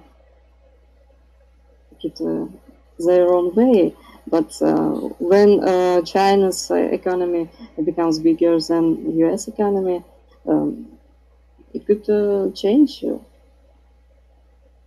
I'm wondering if there's going to be a rub between China and Russia in the future with the market. I know there already is with military hardware, I know that it was only like 3 years ago that there was a bit of a problem because China was mimicking your Sukhoi aircraft, and it was sort of robbing the market, Chinese replicas and such.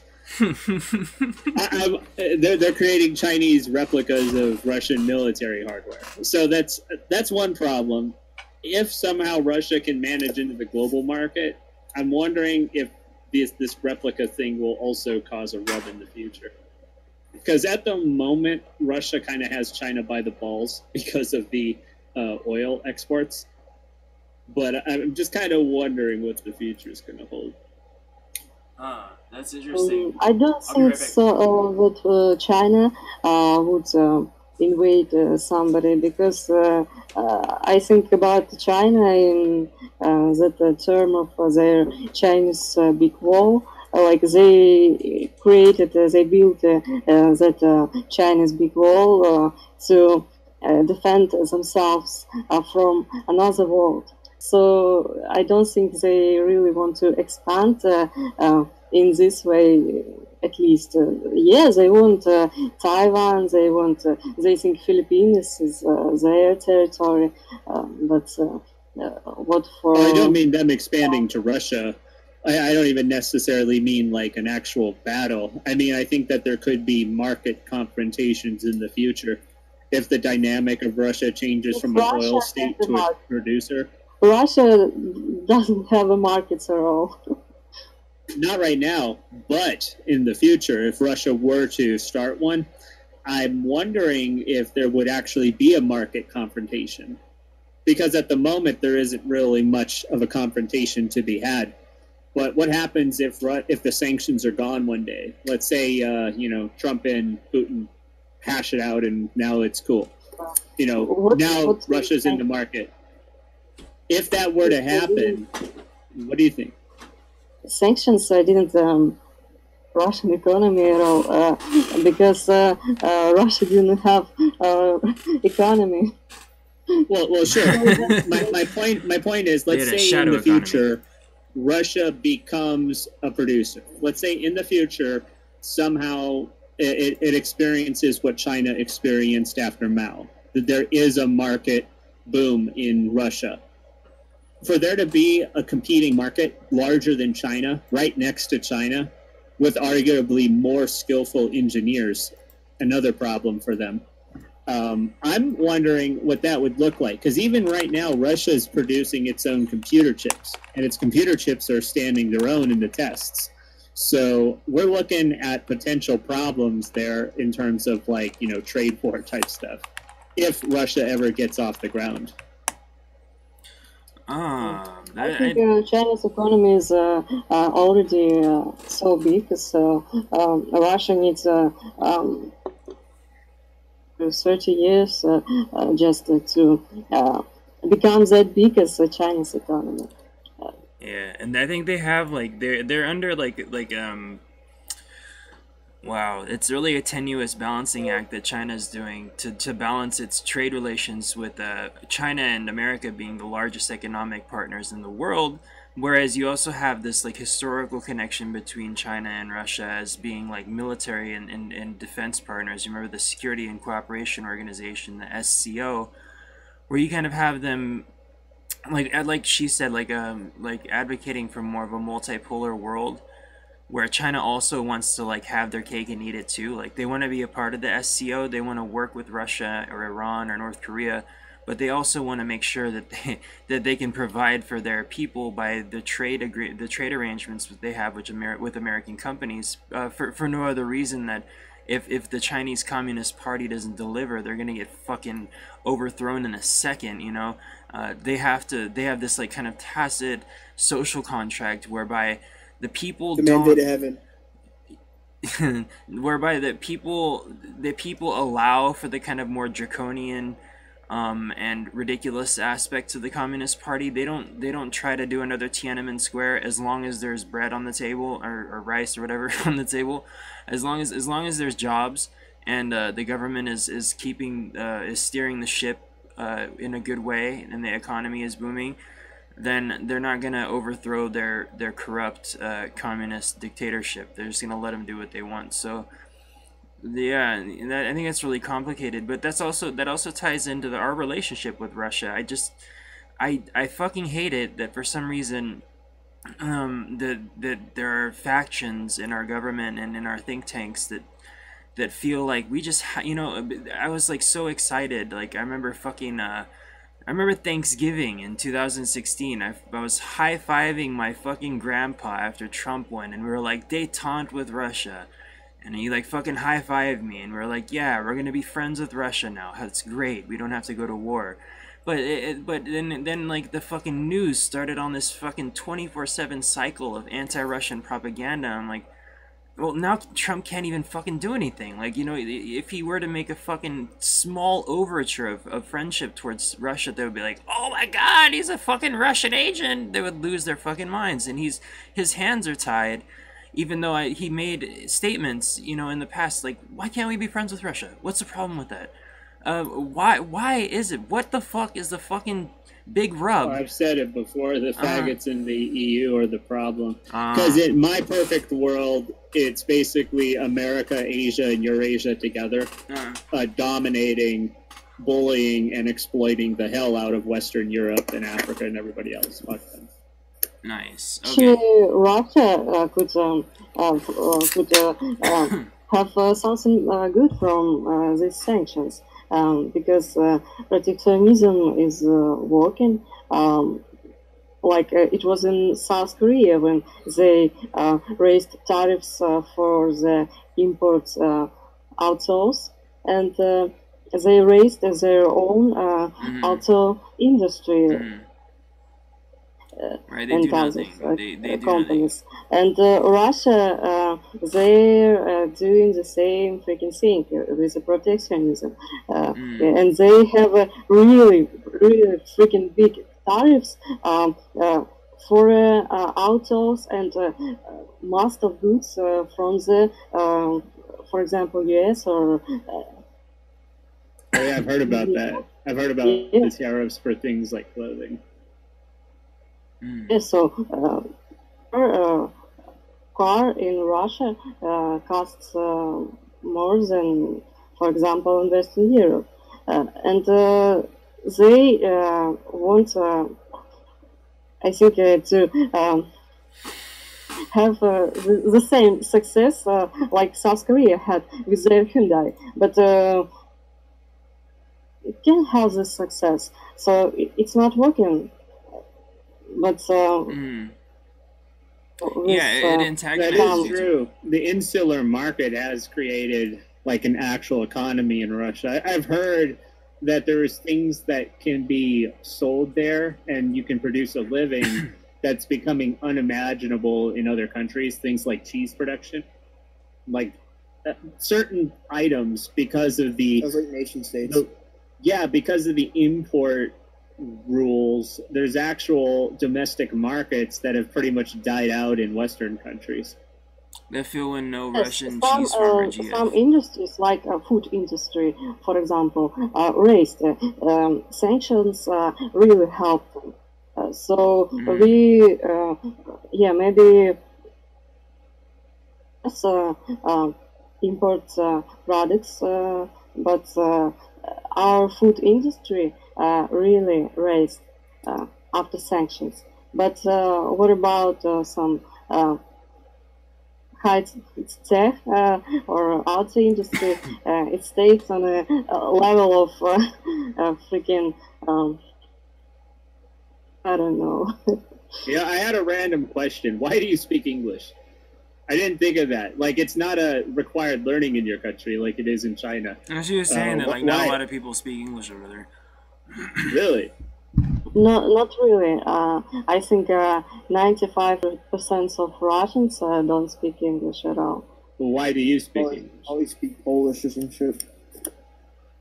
Oh, don't bring up. We're not gonna talk about Poland. In schools, they learn English from elementary school, but they don't.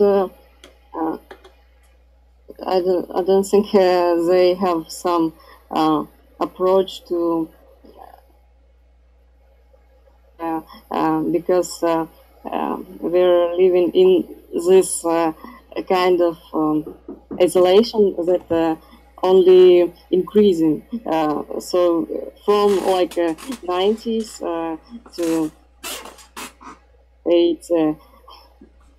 20s, we're just increased our isolation from the West, and maybe that's why not so many Russians are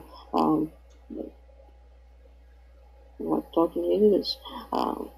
All Russians, for example, who lived in the Soviet Union, it's understandable because mostly they learned German because friend with East Germany that was communist, and I don't know, maybe because of this increasing isolation of Russia from the West, I think that's why they don't talk English in the first place. So they're like, fuck the Yanks. That makes sense. Most of them are very anti-American. Yeah. Sorry for my squeaky chair. I really need a new computer chair. I need to hit up PewDiePie and ask him where he got his chair from. Alright, so that's a lot about Russia, and thank you for your insight into what's going on there, and also transhumanism. I would like to move on to our political and news topics, because we're getting a late start here. Let's see. So, we have the arrest of Tommy Robinson. If you guys don't know who Tommy Robinson was, he created the EDL in England, the English Defense League. Basically a bunch of, like, you know, soccer hooligans to go out and fucking, like, chant slogans against Muslims and stuff. So, he was arrested while he was filming members of an alleged child grooming gang entering a court for trial, but the details of his purported sentence remain murky after the judge ordered the press not to report on the case. Robinson, the former head of the English Defense League and a longtime activist against Islam and Islamic immigration, was arrested after he was filming men being accused of being part of a gang that groomed children. Britain has been rocked by a series of child sex scandals perpetuated by gangs of predominantly Muslim men. Video shows Robinson, whose real name is his real name is Stephen Lennon. What the fuck? Being surrounded. Whoa, that sounds subversive. He must be a Russian bot. Being surrounded by as many as 7 police officials. Russian with echoes, though, not Russian with Cyrillic. This video shows him being surrounded by 7 police officers as he live streamed the incident on his phone. The police informed him that he was being arrested for quote-unquote breach of the peace. So, but shortly after arrest, a source with knowledge of the case told Fox News that he'd been jailed for 13 months on a contempt of court charge. So he was arrested. Welcome to Airstrip 1.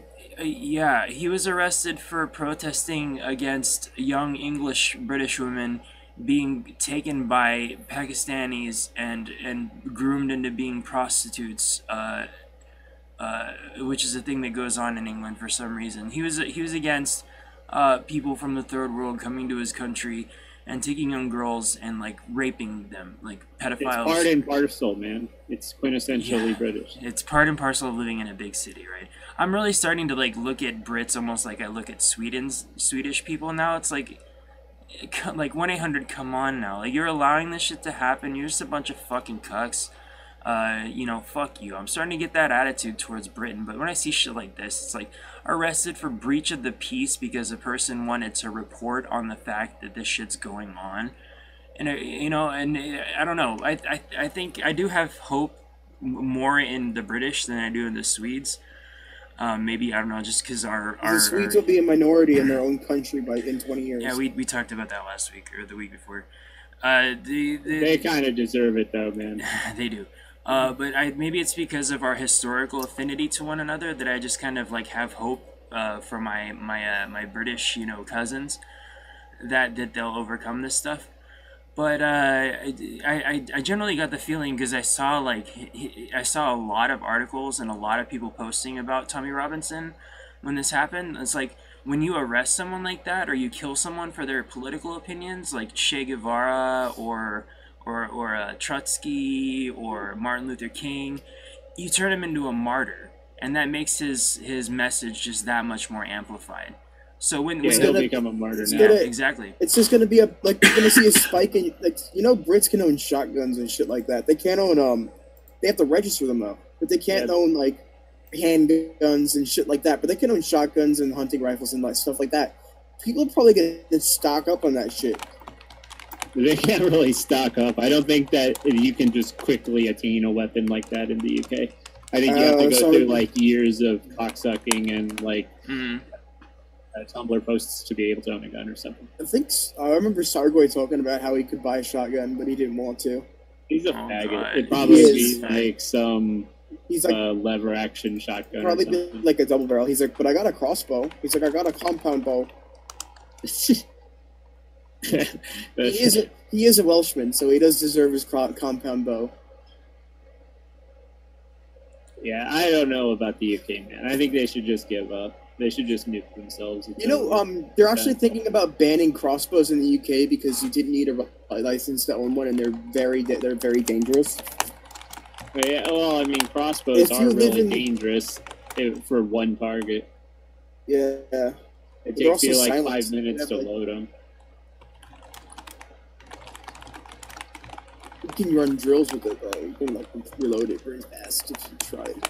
They're so gay, though. Like, when I think of a crossbow, like, I think of some fat kid with, like, a trench coat and a fedora wanting to look like a zombie hunter. Just imagine Sargon shooting a crossbow in his backyard.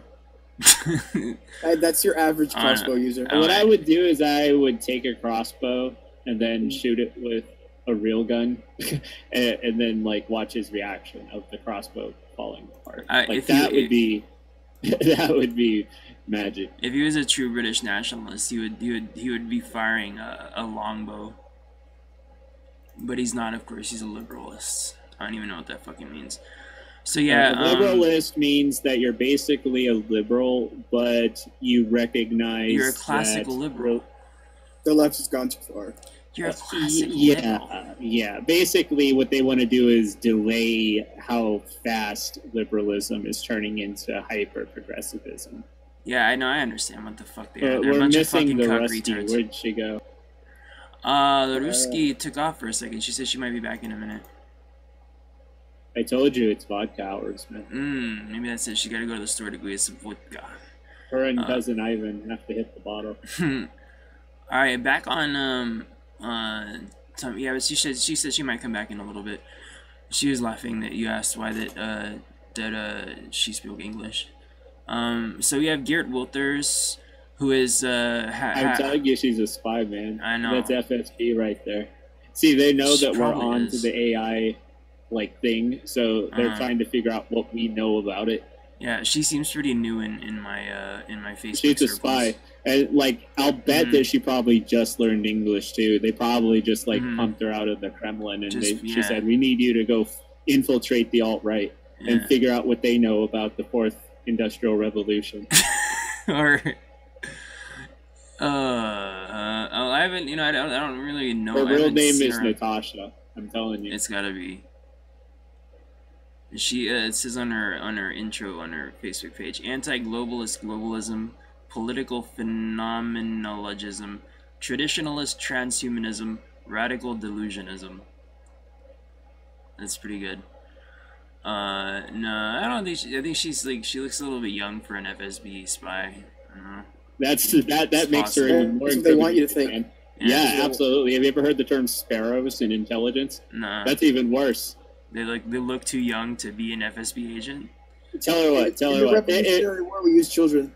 If she can get me amnesty, if there's ever a total downturn in the U.S., I'll give her Richard Spencer something. We can have that spy intel trade there. I want to know that if America does fall apart, I can always fall back somewhere. I think I can still, I'm still close enough to first generation in Thailand. I can claim citizenship there. So that's pretty nice. Yeah.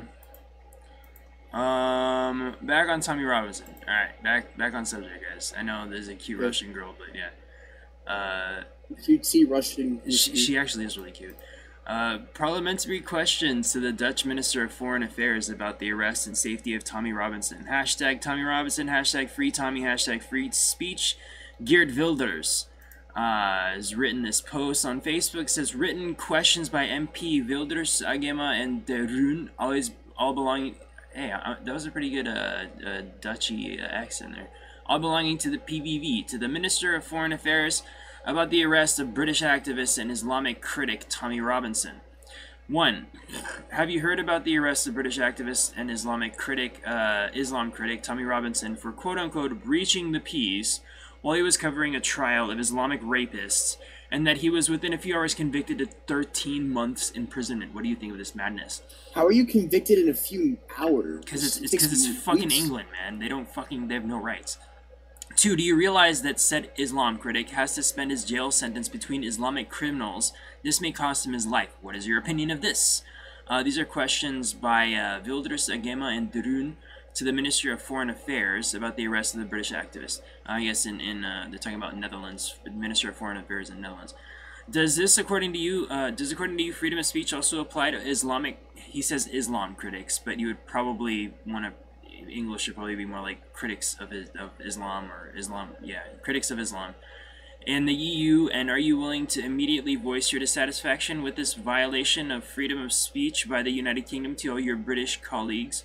To your British colleague, and demand his attention for the personal safety of the person involved? If not, why not? 4. Do you and your colleagues in the EU realize that you cannot silence the dissatisfaction in society about Islamization by prosecuting or arresting critics of Islam, and that a large segment of the population will, at a certain moment, no longer accept this and turn against you and your colleagues? 5. Can you answer these questions before Tuesday, 29 May, 11 a.m.? So you have Geert Wilders out here shilling for Tommy, and then you also have Roseanne Barr quoting, she posted today at about noon, pedos and their agents are now arresting those who oppose them in England. Hashtag free Tommy Robinson, at Nigel Farage, at POTUS. Holy shit, hashtag pedogate. Fucking Roseanne is ODing on red pills, bro. Fucking holy shit. That's nuts. Yeah, I don't know if you guys saw this, but there's like hundreds of right-wing protesters outside of the yeah, lots of CGI. Like Brit-bongs don't have any initiative at all. There's no way they're really protesting. I don't believe it. Oh, well, no, maybe you're right. It's just it's controlled opposition. They'll say jolly ho, chippy cheerio, and like sip tea and God save the Queen, and that's kind of the only thing they do. They also drink and get really mad. That's really the only. Yeah, and they like football. Maybe that's it. They drank and they got really mad, and then they started to protest. We have Snownigger back in the chat, but she is muted. She must be busy. For reals, though, for reals. I think that this is going to be the only litmus test they get in the UK. If they can let pedo-grooming gangs raping literally their kids fly, then they're pretty much done as a country. But if this actually does trigger some kind of rebellion from the lower working class up, then, hey, more power to them. Well, and the fact that they would arrest someone for, breaching the peace, for just daring to take video footage of some of these actual Mohammedan pedophile rapists in court. It's like, wow, okay, awesome, good job, Britain. We never talked about that scientists bring a severed head back to life. Oh, you don't know why you're muted. Let's see.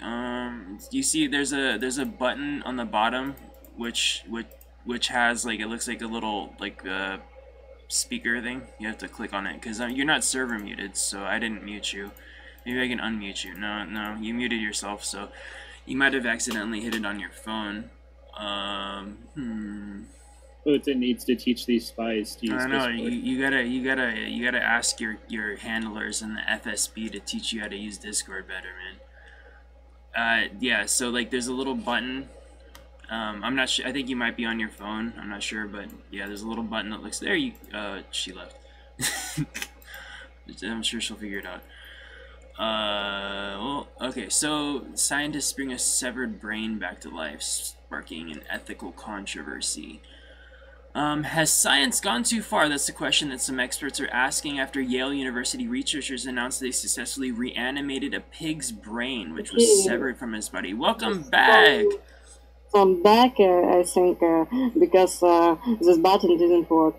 Oh, that's weird.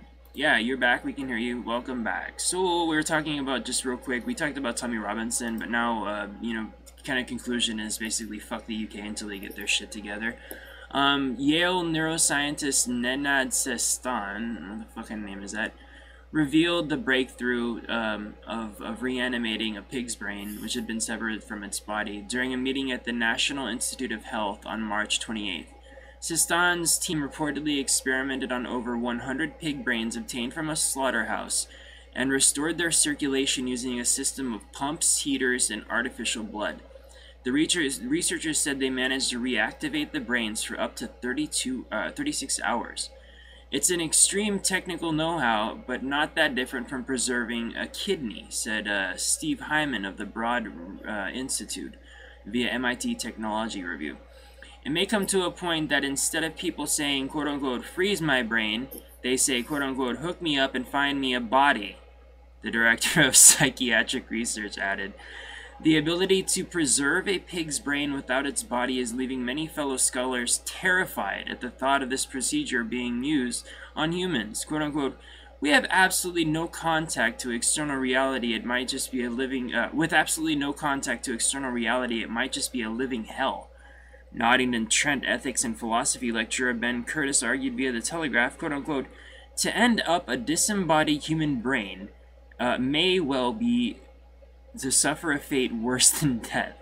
Quote unquote, the techniques even to a researcher sound pretty ghoulish. So it is very, very important that there should be a public discussion about this, quote unquote, Professor Colin Blakemore told BBC News. Sestan told NIH members that the process would likely work on any species, not just pigs. He added that brain-preserving technology could not help doctors test experimental cancer and Alzheimer's medications too dangerous to be used on a living person. It rather could help. The mystery about what quote-unquote death really means and what level of consciousness would remain inside of a severed brain has Sestan's colleagues questioning if such a test on humans would ever be attempted. Quote-unquote, the whole question of death is a gray zone, neuroscientist Anna Devora said.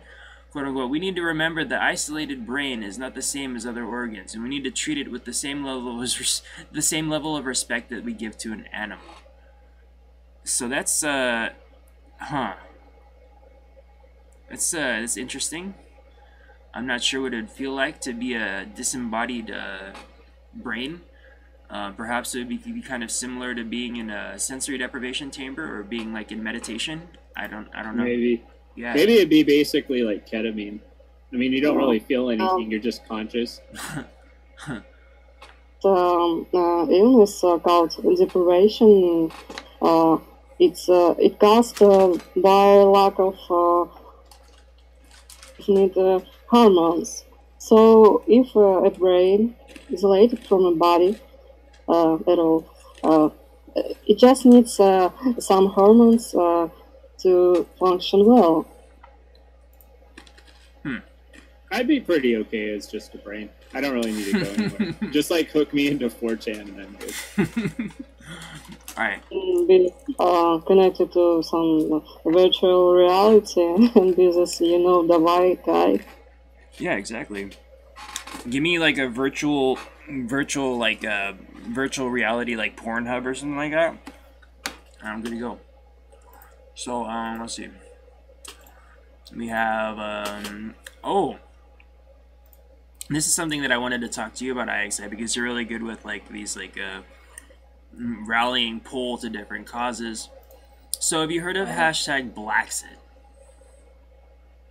Of Black course. blood. I mean, that's been tried a couple of times. The first time Yeah. was immediately following the 2016 elections. That's We just had black all blood. of these like plane ticket things all mapped out, and everyone was saying now that Blumph is elected, we're going to go back to Africa. So we were trying to help them like with that process by Yeah. creating like all of these Blacksit campaign stuff. Okay, well, this is different. This is different. Okay, let me give you the context of this one. So I know we talked about Kanye, and by the way, that's you guys can see Kanye right there in the Mandala thumbnail with the dragon energy and the chakras activated and all that. He was, I think it took Candace Owens. He retweeted Candace Owens, and then Scott Adams made a video about it, and he retweeted Scott Adams, and that's really set the ball in motion of what happened with Kanye, where the approval rating of Trump among black males doubled in a fucking week. So Candace Owens, this is what got me the idea to talk about this. Candace Owens, she said something, and there's this woman called a black woman called Resist Globalism on Twitter, and she follows me. Awesome. She said, liberals feel that black people have a certain place that we need to stay in. If they feel you're stepping out of place, they'll send their attack dogs at you, yet I'm supposed to believe they're not the enemy of any black person and not on the Democratic plantation. So there's all these black people that are talking about this buzzword, like the Democratic plantation. There's tons of black people. Like it's like becoming like cool amongst black people to fucking not be fucking on this Democratic plantation. They're starting to see that white liberals are using them for votes. They're treating them like they're inferior because you have to be a Democrat. You have to vote for. That is exactly what happened in South Africa. It started off with like the white and Jewish, like liberal types that were trying to empower them through apartheid, and then it flips. Like this is not surprising. What's funny is that the left thought that it was ever a political thing. That is where they fucked up and why it's flipping on them. So you think that it's not just like they want to be well, I think that that relates to conservatism, because I see conservatives being as more the party of taking responsibility for yourself, which is not what they want. I Right. mean, if you look at the average voter, it's like shit, nigga.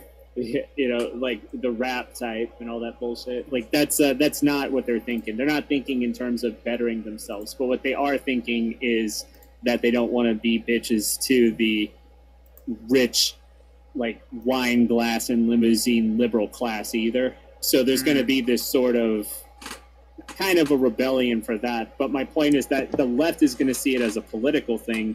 But in my opinion, it's not a political thing. It's just a fuck you thing. Well, Like the last pick, relaxed drug laws. It seems like a main topic for them, main issue for them.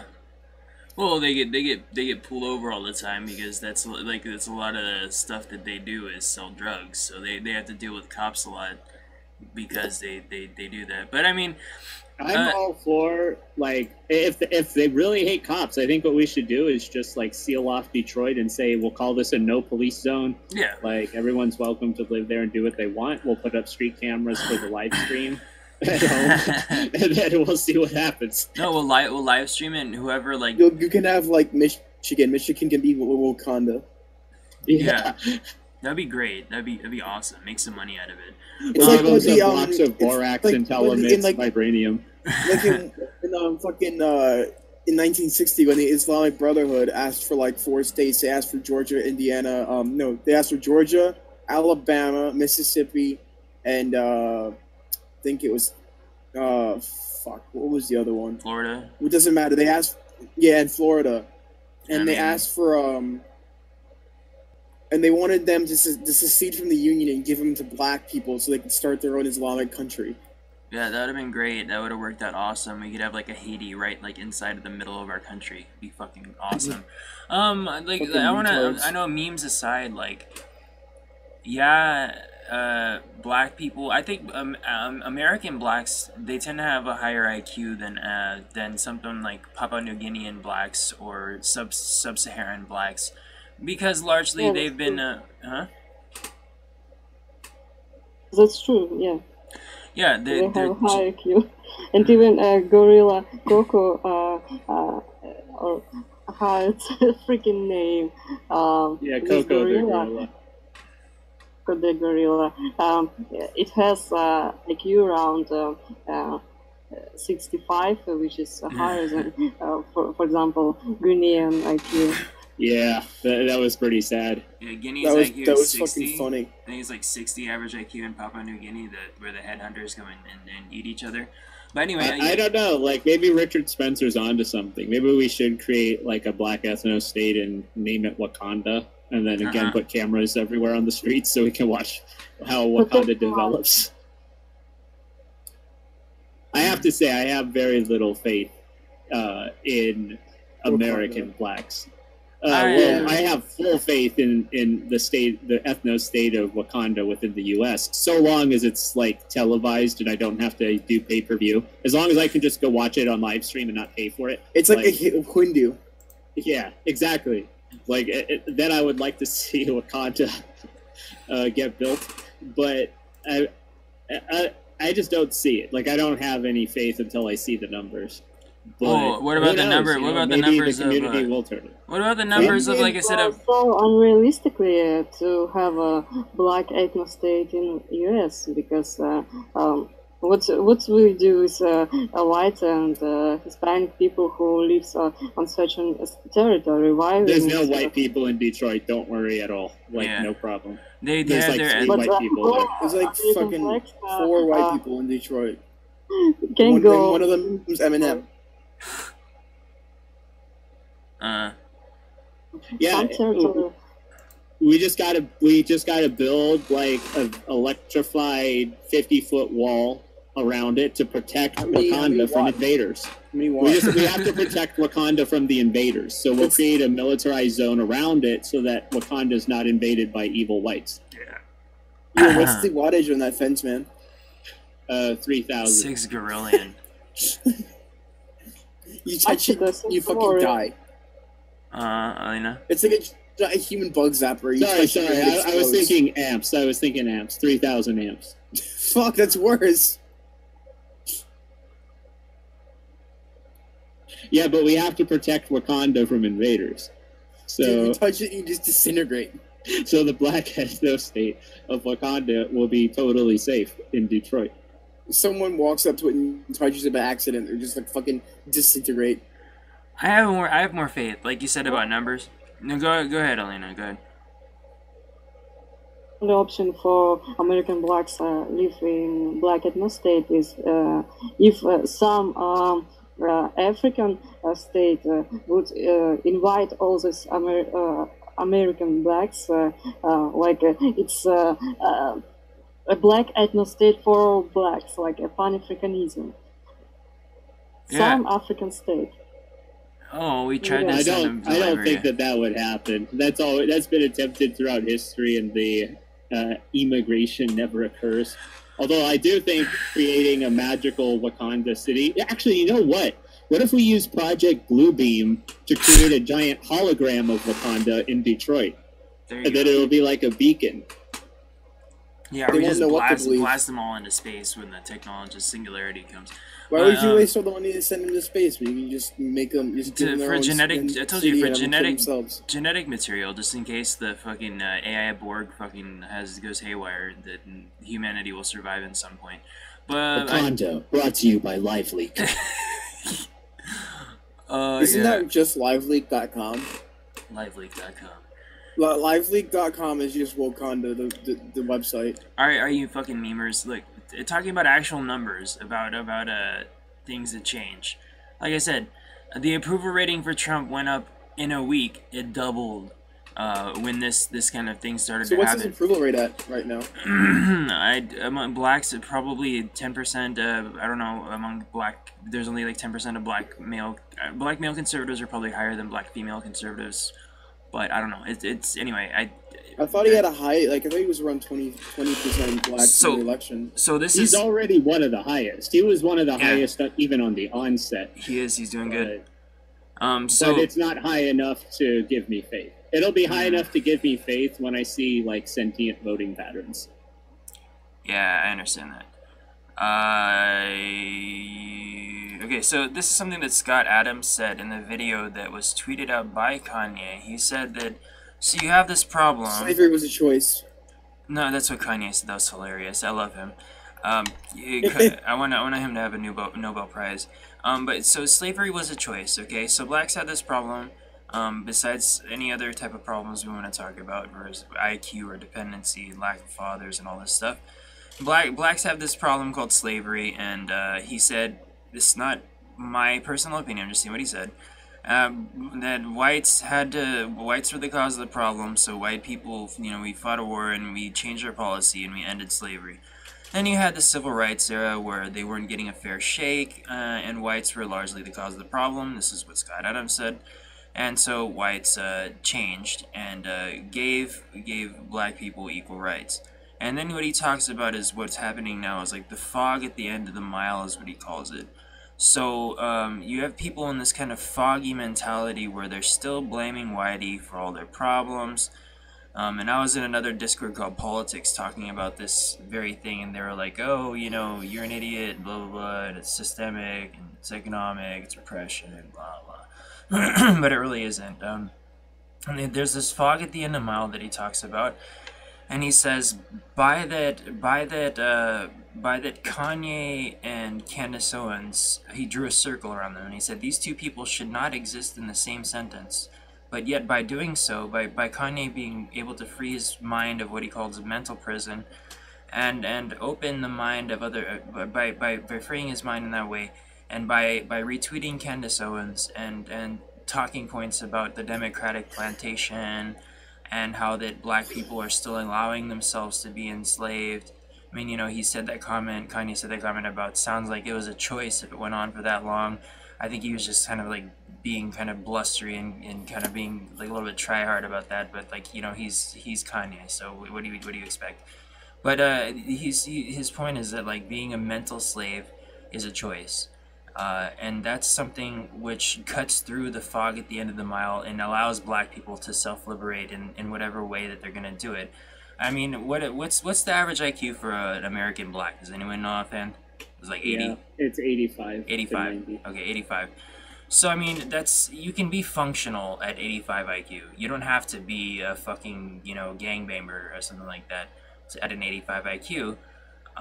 They're females, I think. I don't want to talk about black females, but black males, I feel like if there's a positive change in their culture, maybe even black females also, because this lady that I quoted was a black female. Candace Owens is a black female. Well, the problem is they can't really.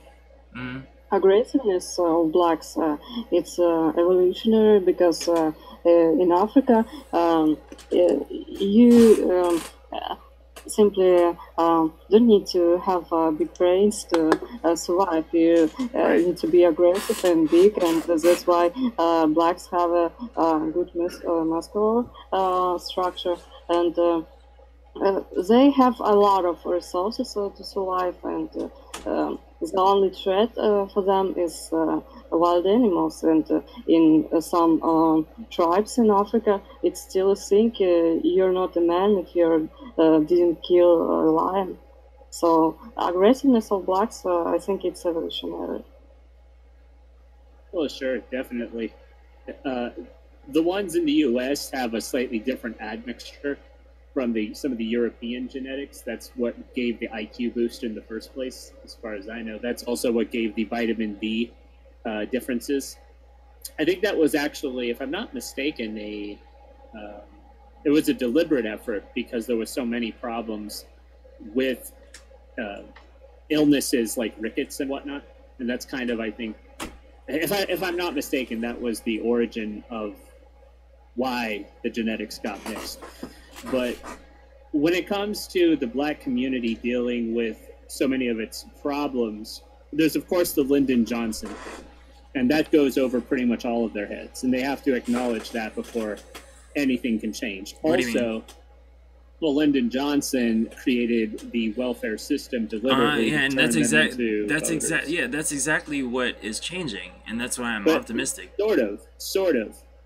No, I feel like it's problem- a tide. It's like I think there's there's a sea change. I think that. But there's another phase. There's another phase that they still don't acknowledge, also, and that is the mandatory minimum sentencing.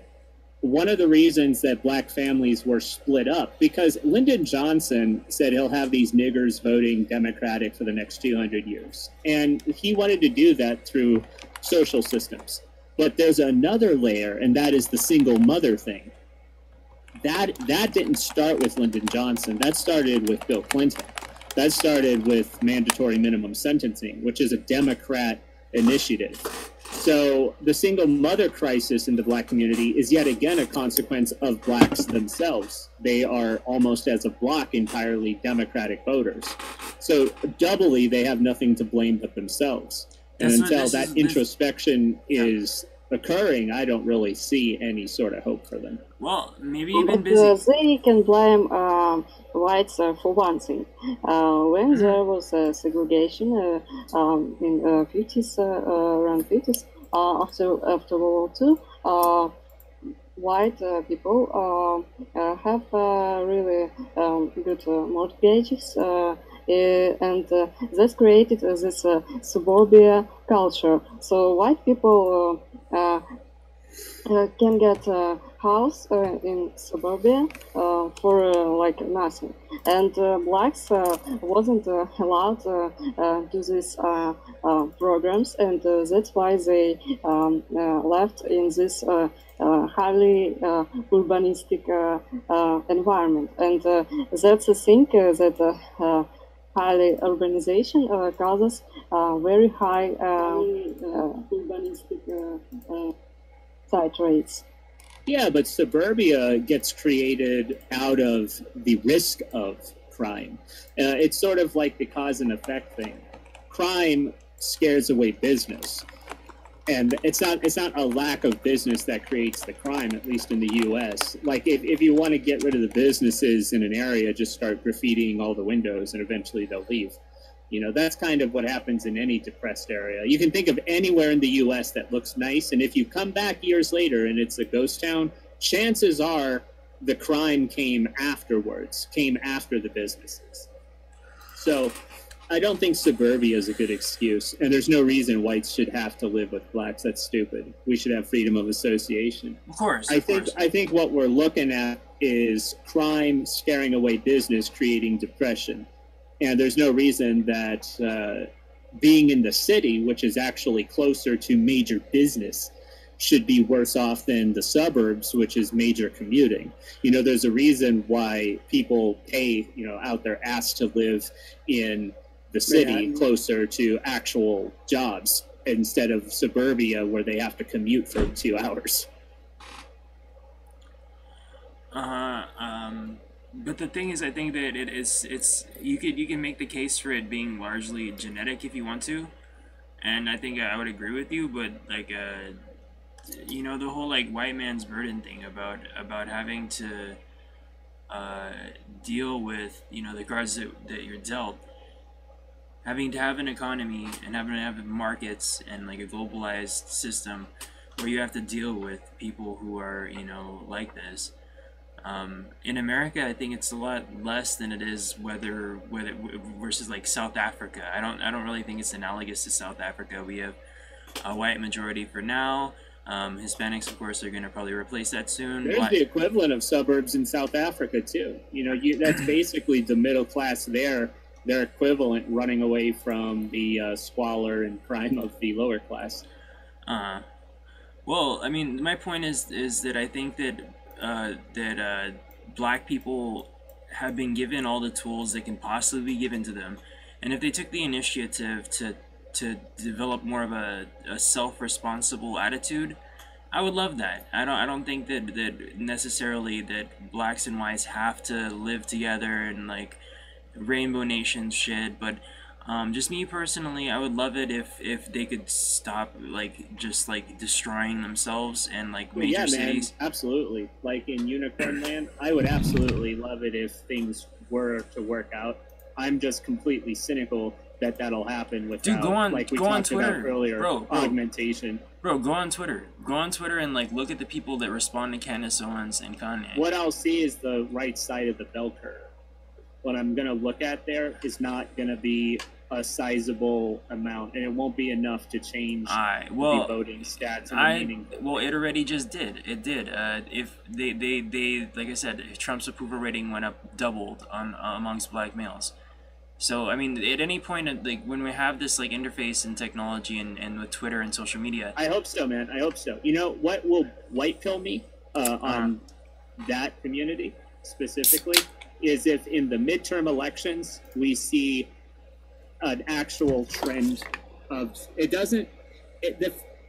I need to see a trend to the right because at the moment they vote as a collective for the left. But what'll happen if I could see them start to show the sort of voting diversity that you see with white voters, which is, you have your solid independent block, you have your solid left block, and your solid right block.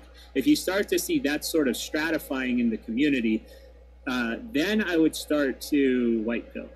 All right, well, let's see. I think, like what I was talking about, I think that poll needs to go on and like help put some gas on the fire. I think poll should start like making like fake Twitter accounts. I remember we did this fucking during the Ferguson shit. Like I made this one fake account. It was like Kinquisha Natania or some shit like that.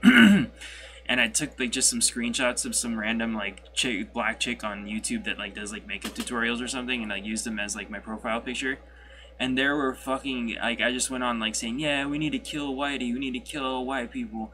And there were so many fucking like angry ass like my account was like is featured on like news articles, and there was like fucking thousands and thousands of replies to shit that I was posting.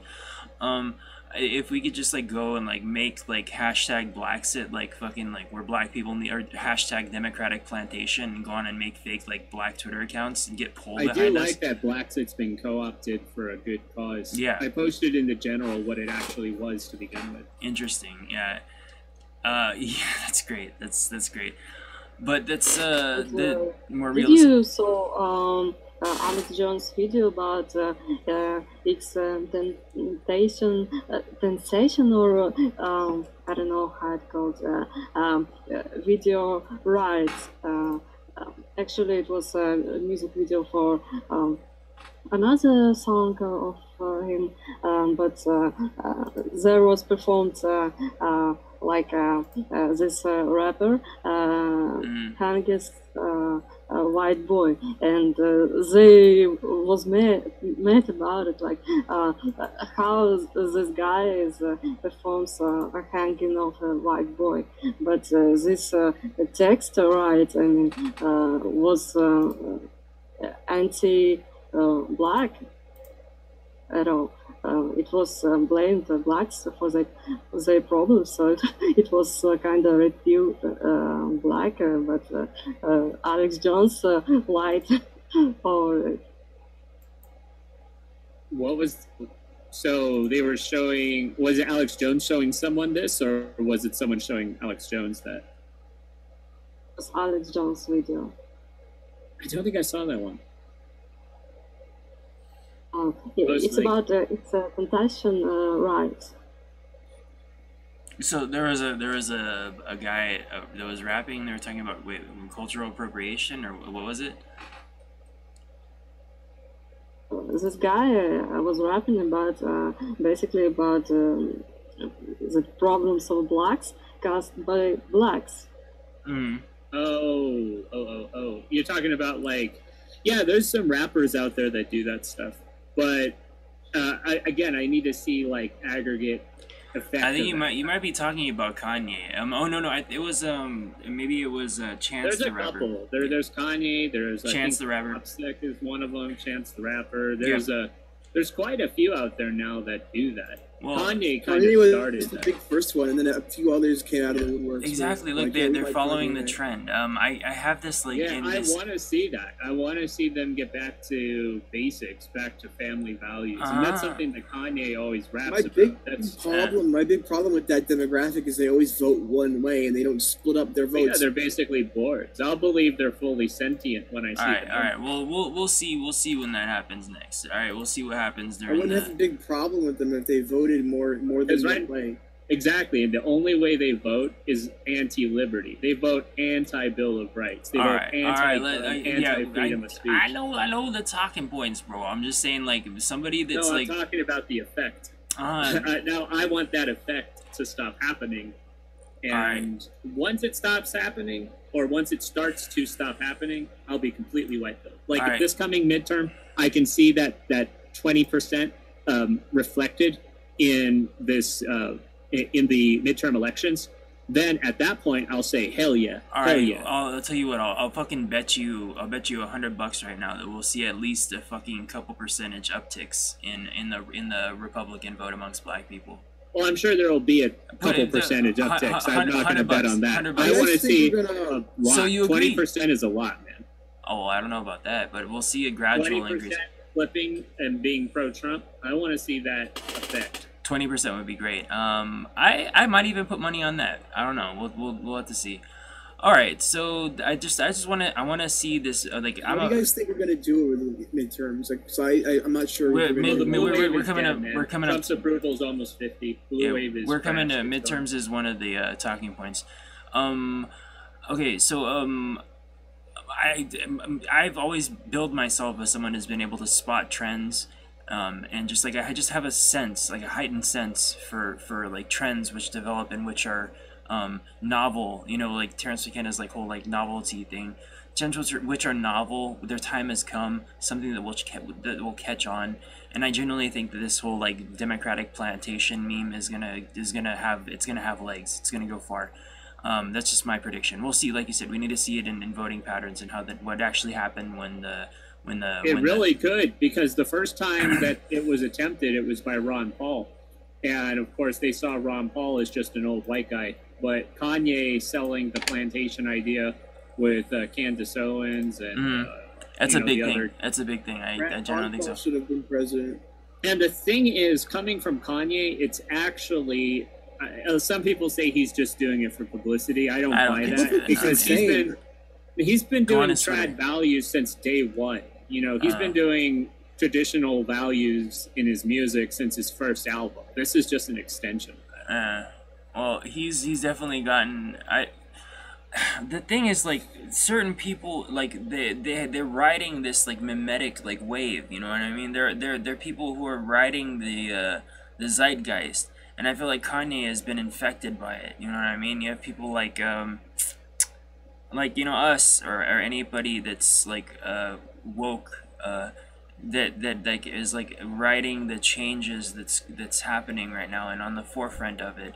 And I feel like those people, you know, we talked about like the secret chiefs and those kind of things. Those people, I think, have just like this natural impulse to be influencers and to kind of be able to tap into that changing egregor. And I feel Kanye is one of them. So about we could talk about white and black people things here. Do we want to talk about South Africa? We could hit South Africa real quick. I think that's something that should be talked about. We need to talk about it. Is an excellent case study of demographic effects on a developed country. I think that the white, black, or I should say Boer and black. I can't remember what the name of their tribe is because they're not the original blacks. Yeah, they're not the original blacks from the area. The original ones. Yeah, they invaded the area. The original blacks that were there were a bunch of like Hicks, basically. They're a bunch of farmers. There's like 3 different tribes there, actually. Yeah, the current primary black ethnicity there is not actually from there. Yeah, I forget the name of it also. That dynamic proves to us the degradation that can occur over a very short amount of time, and how it can turn into basically civil unrest and eventually civil war type situations. All right, yeah. You're based right. off nothing but demographics, which, as many say, equal destiny. I have to disagree though when it comes to. I know you're referring to America when you're talking about that. I have to disagree a little bit. Because American, like we said, American blacks have significantly higher IQ than sub-Saharan blacks. They're used to living in a majority white culture. I don't believe that South Africa, it was majority white at a time, and but the kind of demographic patterns amongst blacks have pretty much stayed about 10% for a long time. You want to talk about demographic displacement and civil war? You should talk about the Mexicans. Would be a better example. Well, sure. I'm not exclusively referring to blacks. I'm referring to the age-old discussion of when you have two different species or two different subspecies of the same species in an area. There's inevitable conflict, like that sort of thing. Of course. Like that's what you see in Africa, in South Africa. Now, of course, I don't want any of that shit to ever happen, but I'm pretty cynical in terms of like the idea of long-term peace. Again, without the vector of things like transhumanism. Just speaking from trends. I guess just the whole Kanye thing. Like, I guess I just got really like gung ho about it when it happened. I was so excited. Man. It's possible. Like, I do believe in changes. I do believe that in anomalies. I do think that there is a chance for America to show a new direction with this movement that Kanye is a part of. But it's dependent on, of course, their success and on their dedication to making this happen. No doubt. If America's liberty becomes strengthened because of this movement, then that's going to be a great thing. That's going to prove a lot of people that are very cynical wrong. It'll show people like me that, you know, we don't have to have such a fatalistic look on our natural selves without the aid of transhumanism. It'll be kind of wild because from my perspective, that's the only way out. But that'll show that there is initiative possible where I don't believe it is. That's when you come to like genetic determinism versus like you know, adaptability or even evolution amongst blacks in when they're in a society like in America where they're forced to compete or they're killing each other off, or they're only going to succeed in a white society by being able to you know, like it's natural selection. The people that survive in our society are the ones that stand out. So maybe, like, I don't know, maybe there's a genetic deterministic variable there, but I think yeah, they think that there is in a certain level. But more of me wants to say that maybe yeah, I can't believe I'm like sitting here shilling for like civic nationalism, but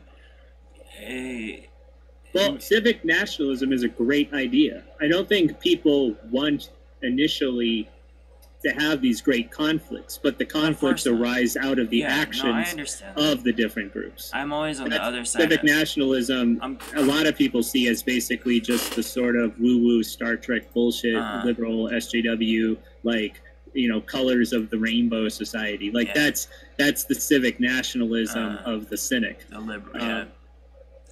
I'm kind of playing devil's advocate here. Yeah, I mean, I get it. And personally, if I could snap my fingers and then everybody have like an equal appreciation for individualism, for self-preservation, for individual human rights, and these sort of high watermarks of European, you know, the torch of Europa, so to speak. Like, if these high watermarks of civilization could be equally appreciated without any regard for genetics, that would be an ideal world. Because then from there on, it just becomes an individual choice to preserve your race, not a survival situation, which is what it becomes if demographics truly equal destiny. It's about survival at that point, not just posterity. Yeah. I don't know. Me being religious and also my religion being able to like, again, the Dalai Lama is a transhumanist, and we Carl Jung, the guy who was like obsessive about memes and symbols, was really, really, really taken in by Tibetan Buddhism. My ideas about how the way that the human psyche works. I feel like like it says on, if you go on the Wikipedia article of the word meme, memes like they proliferate just like genes. Stronger ideas stay, and their adaptability in itself, like even maybe a genetic variable that happens randomly via mutation, is maybe even I don't know how much different than that would be to an intellectual variable that happens through mutation via the proliferation of well, you of know, a stronger statistically meme. speaking, there has to be a meme that you could spread throughout the black community that causes it to endorse the Bill of Rights. Yeah, because democratic statistically plantation. speaking, you can't say 100% impossible. That doesn't sound to me like realistic. Yeah. But the thing is the chance of people like Kanye sort of unlocking the individualism beyond a genetic predisposition for it, is that going to happen? I think if it could happen, it's going to be someone like Kanye that can make it happen, if it were to happen. All right, back to South Africa. I think we agree. From almost nowhere, quote unquote, white genocide, and this is from Vice, by the way. It's an article called. Oh shit! Vice is racist now. They're talking about white genocide. No. The article is called "The Race War Preppers Behind South Africa's White Genocide Meme." It's the king fucking meme behind the meme of white genocide. I saw this on Facebook, and there were so many people triggered about it. There are so many people pissed off. Yeah, it's just a fucking meme. Yeah, I saw the picture of the 6-year-old girl with the Joker smile. Doesn't seem like a meme. Like genocide's a meme. Yeah, that's not a people and fucking kicking them out of meme. their own country. So if you guys aren't aware, South Africa became a rainbow nation. They got rid of apartheid, and they tried to do this. They're also running out of water. Yeah, they're gonna. They have rolling blackouts too. Yeah, rolling blackouts. They're gonna run out of water. It's gonna turn into hell pretty quickly. They already hit day zero, by the way. They're also printing like fucking billions of dollars to make everyone rich. Yeah, it's gonna work out just like Zimbabwe. But anyway, so if you guys aren't aware of what's going on in South Africa, I presume that maybe the more spiritual side of my audience on my main channel is not aware as much as like the political side. But so what's happened in South Africa is basically the same thing that is similar to what happened in Rhodesia. Rip Rhodesia. The R.I.P. Rhodesia. The South Africans, they gave rights and equality and tried to make a rainbow nation. Well, they were kind of forced into it by the quote unquote the parentheses powers that be kind of forced into it because that suited their globalist agenda. Yeah, the Jews. They were kind of forced into it via their globalist agenda to make themselves into a rainbow nation and cuck themselves before the African hordes, who, by the way, report having a better standard of life during apartheid. It's kind of funny because Zimbabweans, when they were in Rhodesia, they said that there was jobs. Like, there was a reporter that fucking made a documentary. He went through Zimbabwe, and he was white, and there was like a bunch of black people walked up, and they were like, "Give job, sir, give job, give me a job." So, There's a funny story from Rhodesia that they would, every time they would capture one of those Zimbabwe soldiers, they would ask them why they always had the fucking iron sights maxed out, and they're like, we actually don't know what the iron sights do. We thought that the higher it was, the more damage the gun would do. Yeah, I remember. I saw that documentary. It's pretty funny. So contemporarily, what's happening now? You have this figure, and again, like me being somebody, like I said, that's able to spot trends. I'm able to sniff out changes in the zeitgeist and how they're like important changes in the zeitgeist because I'm such an autist and I recognize patterns.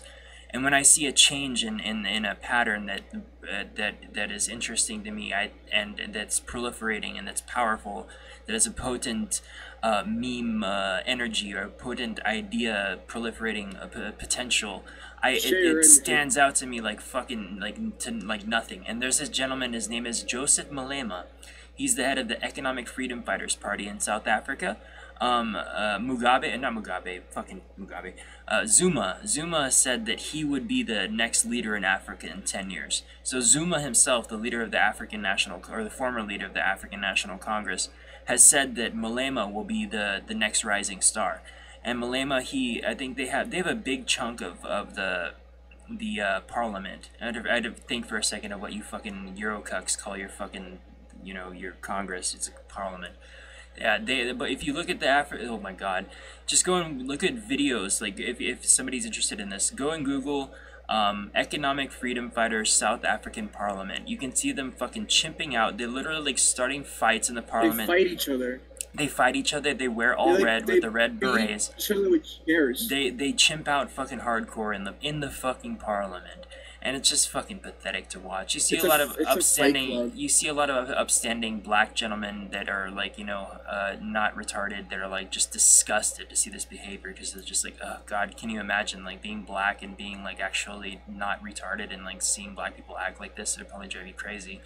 So Malema is the one who put forward the bill in Parliament to actually enact land grabs, where they're literally so ridiculously retarded and unable to learn from the history of a country that was literally right next to them, being Rhodesia, that they're going to enact land reform, where they take land from white farmers and give it to whoever, because of whatever reason. The Chinese. Yeah, eventually it'll become the Chinese. They're not giving it to the Chinese yet, because that's never intentional. Yeah, that's later. A consequence of bad not policy. Having any other choice.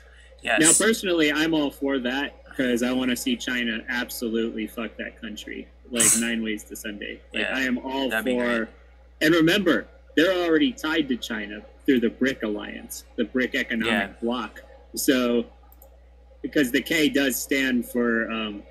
Let's see, what was it? It's Brazil, S. Russia, India. The S sounds for China it's and BRIC. South Africa. Yeah, the S, not the K. It's Yeah. BRICS now.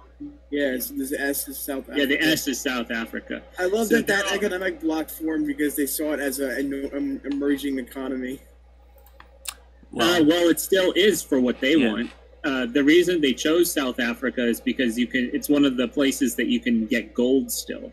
There's operational gold mines there, and China wants as many rare earths as it can get.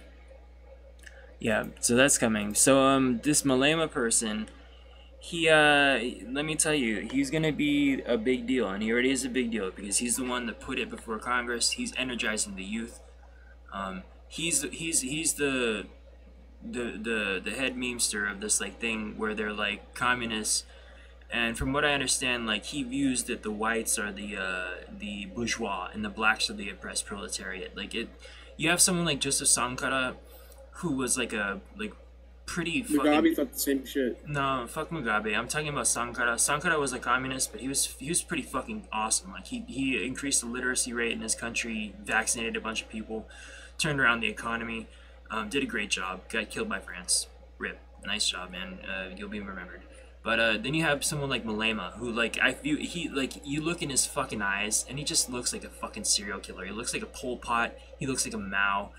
He's in the same vein as a Pol Pot or a Mao. And if he talks about just flat out just like killing all the white people in South Africa and taking their shit. So to say, anyway, back to the point, to say it's a fucking meme is just absolutely ridiculous. So that's what's going on in South Africa right now. And now you have Vice saying, from almost nowhere, quote-unquote, white genocide in South Africa has become the meme de nos joie in hard-right circles. In recent weeks, we've heard from Stefan Molyneux, quote-unquote, white farmers are being slaughtered in South Africa. Well, I'm glad that Vice is keeping up on the fucking Stefan Molyneux's videos. It's great. Katie Hopkins, quote-unquote, white farmers are being hunted to extinction. And Ann Coulter, quote-unquote, the only real refugees, white South African farmers facing genocide. Even the scourge of the Islington classes, Rod Little has weighed in with a Spectator article. Oh. The next sentence from Vice after this paragraph. If only it were true. Look, I was in the South African police for about 30 years, says Johan Berger of South Africa's leading think tank, Institute for Security Studies. And I was in charge of investigating a number of individual farm murders. I was also tasked with looking into the subject overall. I have actively tried to find instances of political murders, but I have never even found one. I'm not sure, like you said about the little 6-year-old girl with the smiley face, and the key is in what she said. They're not political murders. No, yeah, it's a race war, not a political war. Yeah, it's just the party is a race. The awful truth is just awfully banal. You're a sitting duck out on your farm, in a nation with 19,000 murders a year. Farmers represent some of the easiest meat. Let's just ignore the fact that all those murders are committed by blacks and they're against whites. Let's just fucking ignore that, right, Vice? Often there are local grudges involving mistreated workers. Well, Vice, you might as well just go full fucking communist now, you know what I mean? The national murder rate is 34 per 100,000. That's insane. Estimates on the farm rate vary from 9.1 and 156 depending on how you count. I don't even want to give this credence to read anything more than that, but here we have Vice like fucking going... I swear to God, whoever wrote this fucking article, Gavin Haynes, whoever wrote this fucking article, motherfucking damn, man, that's the balls on someone to actually write something like that. Wow, that's like another level, man. The thing is, I used to like Vice. Yeah, I used to think Vice was cool. Well, they used to have some interesting stories and coverage, but then they got the agenda. Like back in the day, we didn't really have a frame of reference for their agenda because everything's so like fucked up in the U.S. that we didn't really think about it. But once there was like a glimmer of a restoration of the U.S., you see Vice for what they really are. And I think Vice is extremely degenerate. Oh yeah. From when I first saw Vice, there was videos like house. Crocodile. Oh, I remember that. Yeah, the crocodile shit. Or this guy infected himself with AIDS. And is this really interesting stuff? I didn't see that one. I think that does sound pretty bad. I remember the crocodile documentaries. Yeah, I remember the drug documentaries. My recollection was they weren't endorsing it. I didn't even hear of crocodile until I saw it on Vice. Yeah, me too. Like 90% of about some stuff and nothing else.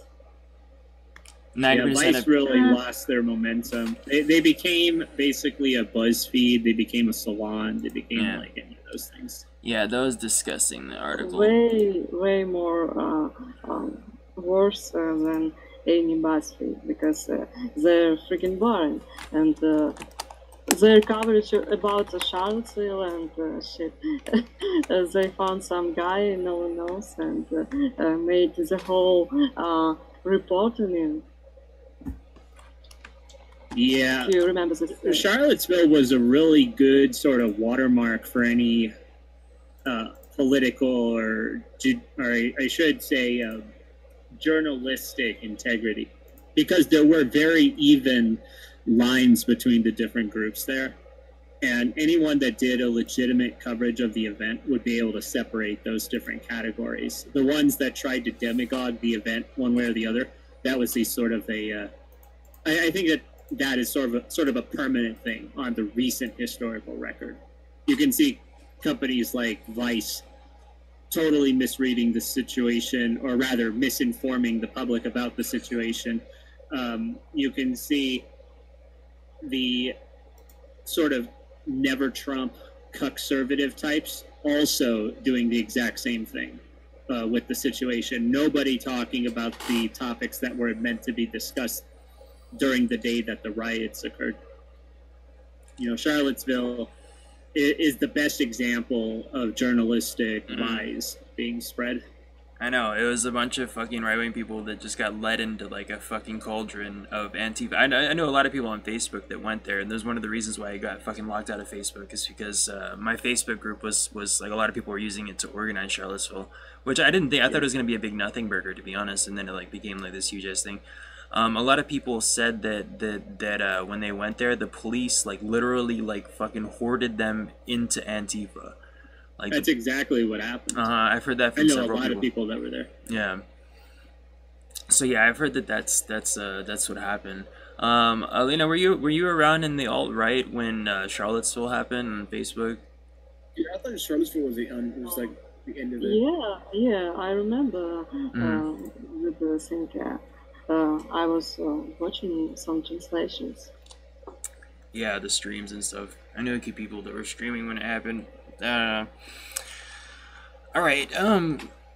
We've been going for a while now, so let's try to hit. I think we have one kind of big talking point, and then we just. Oh wait! David Hogg declared a meme war.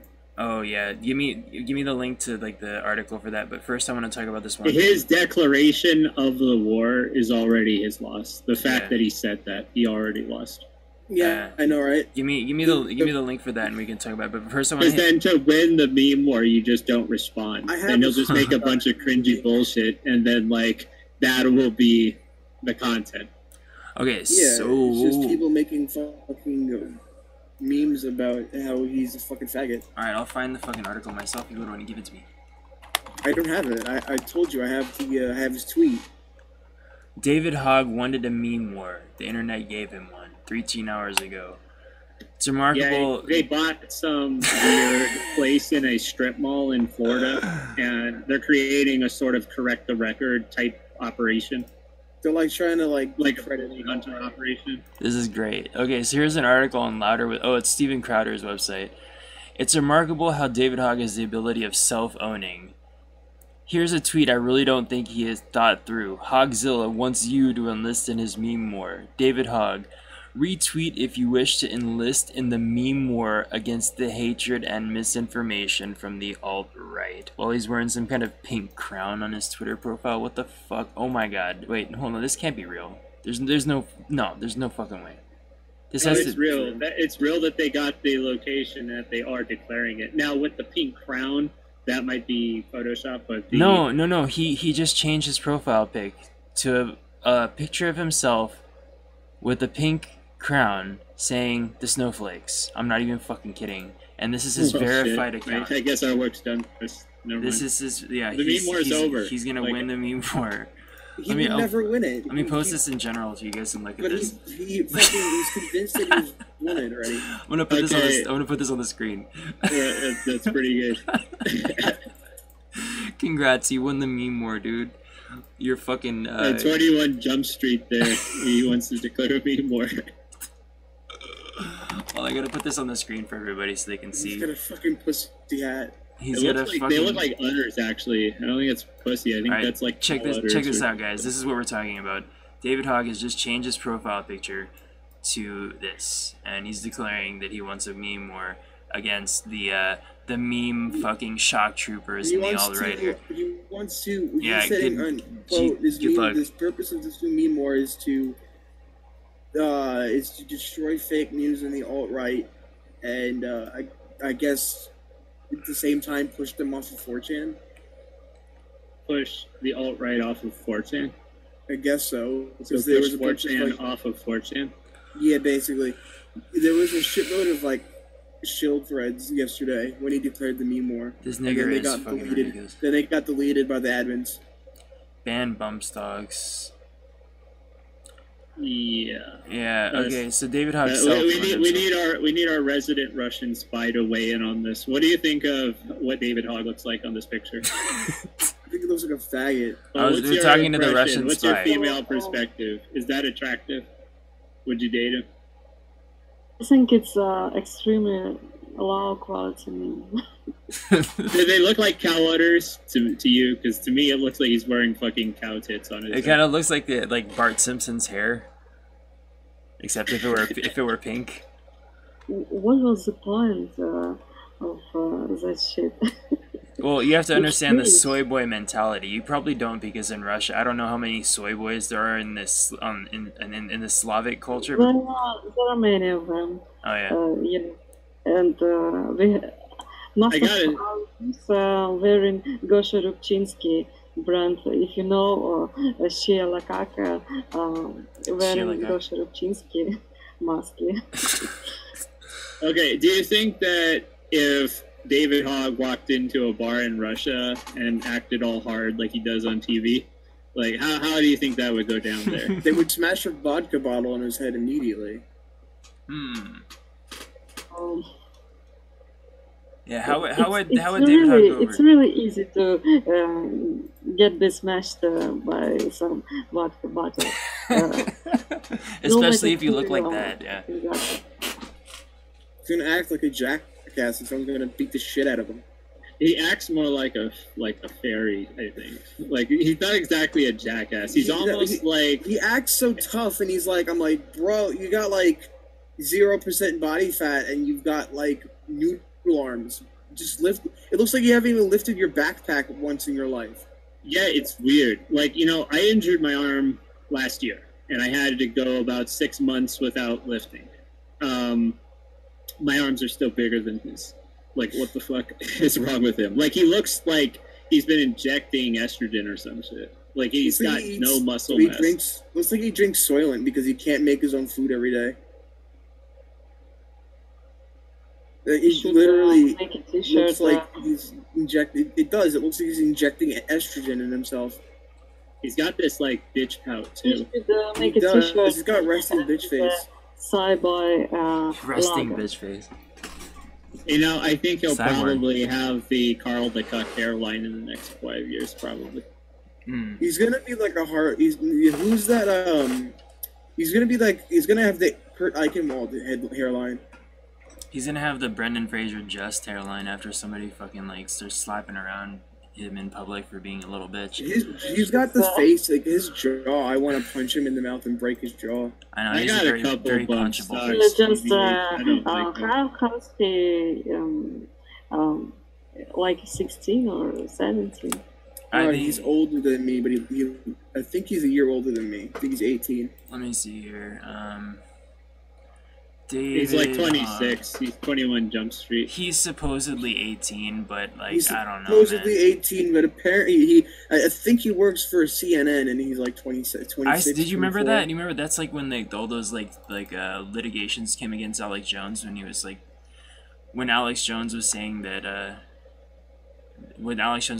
he was showing those pictures about how he was interning at CNN. Like, I don't believe that shit. He was. Yeah, I don't know, man. That like was buried under the rugs pretty quickly. La Goblina. I have her nudes. I actually posted her nudes in a thread, and it got showed. I saw them. I'm not impressed. The thread got showed so fast. Like, I posted them, and then the thread was gone. Yeah, not surprised. Not impressed. Alright, so I don't want to keep you guys too long. We've been here for a while. Let's pound through the last major talking point that I have here that I think is important. The other ones are kind of just meme topics. So this is important here. Okay, Cambridge professor was outed as the FBI informant inside the Trump campaign. A Cambridge professor with deep ties to American, and this is from the New York Post, with deep ties to the American and British intelligence, has been outed as an agent who snooped on the presidential campaign for Donald Trump, or the Trump presidential campaign for the FBI. Multiple media outlets have named Stefan Halper, 73, as the secret informant who met with Trump campaign advisors Carter Page and George Papadopoulos starting in summer of 2016. The American-born academic previously served in the Nixon, Ford, and Reagan administrations. Oh, so he's a good guy, boomer Republican who wanted to save America from Trump. The revelation stemming from the recent reports in which the FBI sources admitted sending an agent to snoop on the Trump campaign heightened suspicions that the FBI was seeking to entrap Trump campaign aides. It's kind of funny, like I was reading this articles about a bunch of FBI people kvetching about how that, Trump targeting them is like making them not able to do their jobs and making people not trust the FBI. Well, when you're fucking like having like fucking informants trying to spy on a presidential campaign because you don't like him, maybe that's why that they don't trust you. Papadopoulos has pleaded guilty to lying to the FBI, while Page was the subject of a federal surveillance warrant. If the FBI or DOJ, quote-unquote, was infiltrating a campaign for the benefit of another campaign, that's really a big deal, the president tweeted on Saturday, calling for the FBI to release additional documents to Congress. The Halper revelation also shows the Obama administration's FBI began prying into the opposition party's presidential nominee earlier than it previously had admitted. Halper's sit-downs with Page reportedly started in early July 2016, undermining the fired FBI director Comey's previous claim that the Bureau's investigation into Trump began at the end of that month. Halper made his first overture when he met with Page at a British symposium. The two remained in regular contact for more than a year, meeting at Halper's Virginia farm in Washington, D.C., as well as exchanging emails. The professor met with Trump campaign co-chair Sam Clovis in late August, offering his services as a foreign policy advisor, the Washington Post reported Friday, without naming the academic. Clovis did not see the conversation as suspicious, his attorney told the paper, but is now unsettled, quote-unquote, that the professor never mentioned he'd struck up a relationship with Page. Days later, Halper contacted Papadopoulos by email. The professor offered the young and experienced campaign aides $3,000 and an all-expense-paid trip to London, ostensibly to write a paper about energy in the Eastern Mediterranean region. Quote-unquote, George, you know about the hacking... well, this is the really important part here. So he told them, he was trying to entrap him here. He said, talking to George Papadopoulos, who worked on Trump's campaign, quote unquote, George, you know about hacking the emails from Russia, right? Quote unquote. The professor reportedly pressed Papadopoulos when they met, according to reports. A reference to Trump's campaign trail riffs about Hillary Clinton's private email sources. Sources close to Papadopoulos told NBC News that he now believes Halper was working for an intelligence agency. He has ties to the CIA, by the way. Highly detailed descriptions of the FBI informant in Friday reports in the New York Times and Washington Post pegged Halper all but in name. Outlets including NBC and Fox News subsequently connected the dots. The revelation confirms a March report in the Daily Caller that outlined Halper's reported meetings with Papadopoulos and Page. It is not now clear yet if the professor was paid to speak with Trump campaign figures, but public records showed that he received large payments from the federal government in the last 2 years. The Department of Defense's Office of Net Assessment, a shadowy think tank that reports directly to the Secretary of Defense, paid Halper $282,000 in 2016 and $129,000 in 2017. Halper has close personal and professional ties to the CIA reaching back decades. He is the son-in-law of a former deputy director of the agency and worked on the 1980 presidential campaign of George H.W. Bush, who had served as the CIA director. When Bush became Ronald Reagan's running mate, Halper was implicated in a spying scandal in which CIA officials gave inside information on the Carter administration to the GOP campaign. Meanwhile, reports emerged Sunday that Donald Trump Jr. met in 2016 with a representative Saudi crown princess who offered pre-election help to his father's campaign. An Israeli political strategist who attended the meeting told New York Times that their plan to carry out a pro-Trump social media campaign did not go forward. So, you have a gentleman here who was paid by the Department of Defense's Office of Net Assessment hundreds of thousands of dollars, has personal ties to the CIA reaching back to the early 80s, and has been implicated before in spying on previous government administrations for the opposition party. Why isn't this guy in jail, guys? At this point, I think that he does this kind of thing, like allowing it, because that kind of news ends up helping him more than hurting him. Just gaslighting people. Well, yeah, having these sort of snakes around him is just news stories waiting to happen, and they basically validate every concern that he expresses against the deep state / DNC shills they're in. Yeah. I mean, this shit came out. It's just like, they've been spending so much time, and you're right. It's a propaganda coup for Trump because they spent so much time trying to tie him to Russia, and here you have fucking the same people investigating him being tied to fucking snooping on his campaign. You have the FBI, you have the FBI being tied to snooping on his campaign, the CIA being tied to snooping on his campaign, all of which were under the auspices of the Democratic National Party, or excuse me, the Democratic Party when Obama was president. So I mean, Trump has been on Twitter about this, and he's been just going crazy, like saying how this is like a worse scandal than Watergate. And by the way, yeah, it is. It actually is. It really this is totally worse than Watergate. Watergate was one incident. This is basically an entire election season. Yeah, it was a systemic, like kind of systemic, move by the Democrats to spy on someone that they thought was a maverick, a kind of a loose cannon, someone who they couldn't trust, or couldn't control. And that in itself confirms, what Trump is someone who is not a puppet. He decides things for himself, and that's why I love Trump, and I'd vote for him again. I voted for him the first time, proud that I did. Not at all displeased by anything that's happened so far.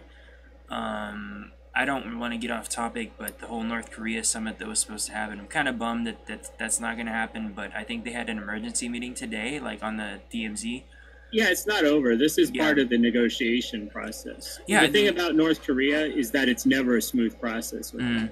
I think that they didn't show any commitment to dismantling a nuclear project. So. Yeah, they did. They blew up their little like testing site on live TV. But that's what they that's what they want. The thing is, they want them to disarm. And that's like part of the negotiations. They said Japan's defense minister said, what's the point of sitting down and negotiate unless there's actual outcomes that are going to come out of it. He said just having America and North Korea talk for the sake of talking isn't what you want. You want actual outcomes. But there was a tweet that Scott Adams, Scott Adams, the Dilbert guy, who's like very much like involved in like the memosphere, who helped Kanye get woke. He tweeted out, he retweeted a tweet of his own tweet. He retweeted his own tweet that said that he said that he predicted at least one walk away, meaning like he predicted that the summit would have at least one person walking away from it before that it really went down. As a meeting might not even happen in Singapore. What it might be is just like a show of assertiveness and a saving of face until finally the deal happens. It's just going to be some what is it, state theater bullshit until the deal happens. And he understands Trump, and he understands that he basically took the leverage from North Korea by canceling the deal before they could. And that's God bless Trump for people shit on him and stuff, and they love to hate him. I was like, oh, Trump's fucking this, Trump's that. Just shut the fuck up, please, for fuck's sake. Our Russian guest doesn't hate Trump. What do you think about Trump? She hacked the voting machines. So you helped Trump get elected. What do you think he's good, Alina?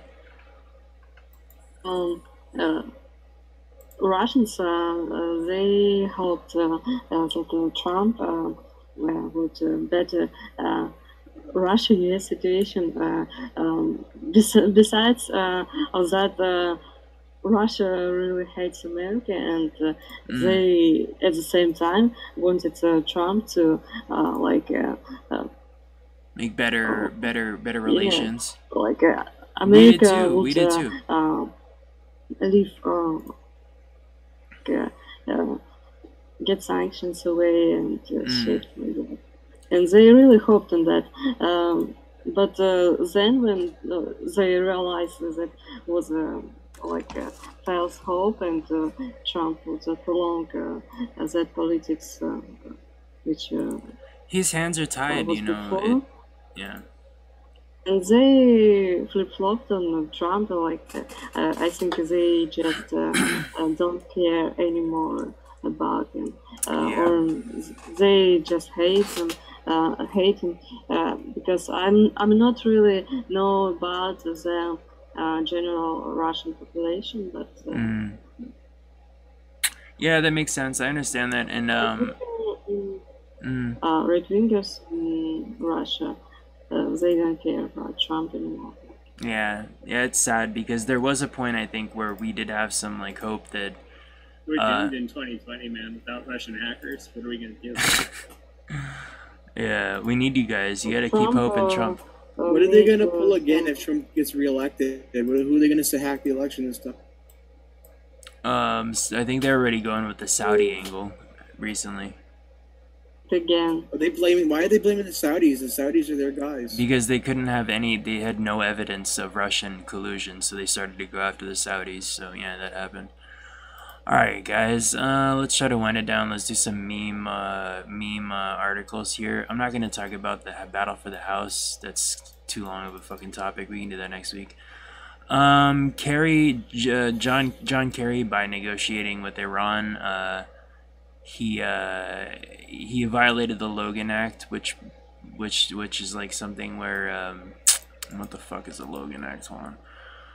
Is the United States federal law that criminalizes negotiations by unauthorized persons with foreign governments having a dispute with the United States. So John Kerry violated the Logan law by going in and trying to renegotiate the Iran deal around Trump. So, yeah, fuck John Kerry. I wonder if it's a violation of the Logan Act if we try to make a deal with Snow Nigga about the Iran deal. No, we're not acting in the capacity of the government like she is, as being a FSB agent. FSB. Yeah. How's it pay? So, like, if you guys are hiring, you know, like, I could probably learn Russian. Yeah, man. Are you guys hiring? Mostly everybody say to me, if you're in Secret Service, can you be Russian spy? Because, you know you are. Your letters look weird. They're kind of like my letters, but they make different sounds. I could get used to that. I could get used to Cyrillic. Yeah, man. Like, put us on. Let your handler know that you have some people that are willing to do some work for you. Patrick Little is running for Senate in California. Somebody was talking to me about this. You guys probably seen him on the podcast circuits. He's a pretty cool guy. Very much anti-Semitic, very alt-right leaning. He's on the ballot. He was standing on the Rothschild symbol. He's standing on the Rothschild flag in protest of the Juden. He's running for Senate in California against the most capricious, manipulative, literal hands-rubbing Jew that has ever existed in America, Dianne Feinstein. I don't know if you guys saw that gif of where when Trump was like talking about gun control, and she's like literally like fucking rubbing her hands. Like, fucking come on, man. You're just making it too easy to stereotype, you fucks. God damn. Okay, so if he wins, that should be hilarious. Oh my god, it would be funny. Just by him running raises more awareness about the things that we talk about and the things that he wants to talk about. Just by him running is great. I have the ballot actually right in front of me. I got it in the mail, and his just having his name on there is like it's comforting. I'm just gonna down the line R and turn it in before I leave. Yeah, man, you gotta get out there and vote. I think it's like what, June 6th, June 4th, or something like that. Yeah. Yeah, you gotta put it. He's fucking alt-right. Yeah, it's pretty. They're making it pretty well aware, pretty out there. But I think it's great that he's running. I don't think he's gonna win. He has no chance of winning. I mean, it's not even like Trump, like, oh, he can't win. It's like, no, he actually can't win. No, you can't win. I'm still gonna vote for him anyway, and I think it's great. And he said on his podcast, like, he said you wouldn't believe the amount of people that were responsive to what he had to say, and I kind of would, because I mean, Californians, we get a bad rap. White Californians get a bad rap of being like really liberal and fucking cucks, but like my sister. Yeah, what they don't get is that California is like a crucible. So if you make it through, you're actually more solidified in your beliefs than if you went in. Because I moved to here from the East Coast. I moved to here. Also, second time from the Midwest, and I'm going to go back to one or the other eventually. Yeah. But it's like every time I come to California, I'm more solidified right wing. Yeah. Well, I'm from here and I grew up left wing, but even when you're a basic bitch leftist, like or a white Californian, you tend to be pretty red pilled on racial stuff. So, like my mom is like a hippie. She's lived in California her whole life. Blonde hippie beach chick. And like I catch her every once in a while saying some shit like, "Oh, this chick is so fucking stingy. She's worse than a Jew." You know what I mean? So I catch my mom saying some shit like that sometimes, even though that she's a really nice person, and we have she has an old we have a mutual friend that's like an old Jewish cat lady. So it's not any hatred. It's just like kind of something that goes on, you know.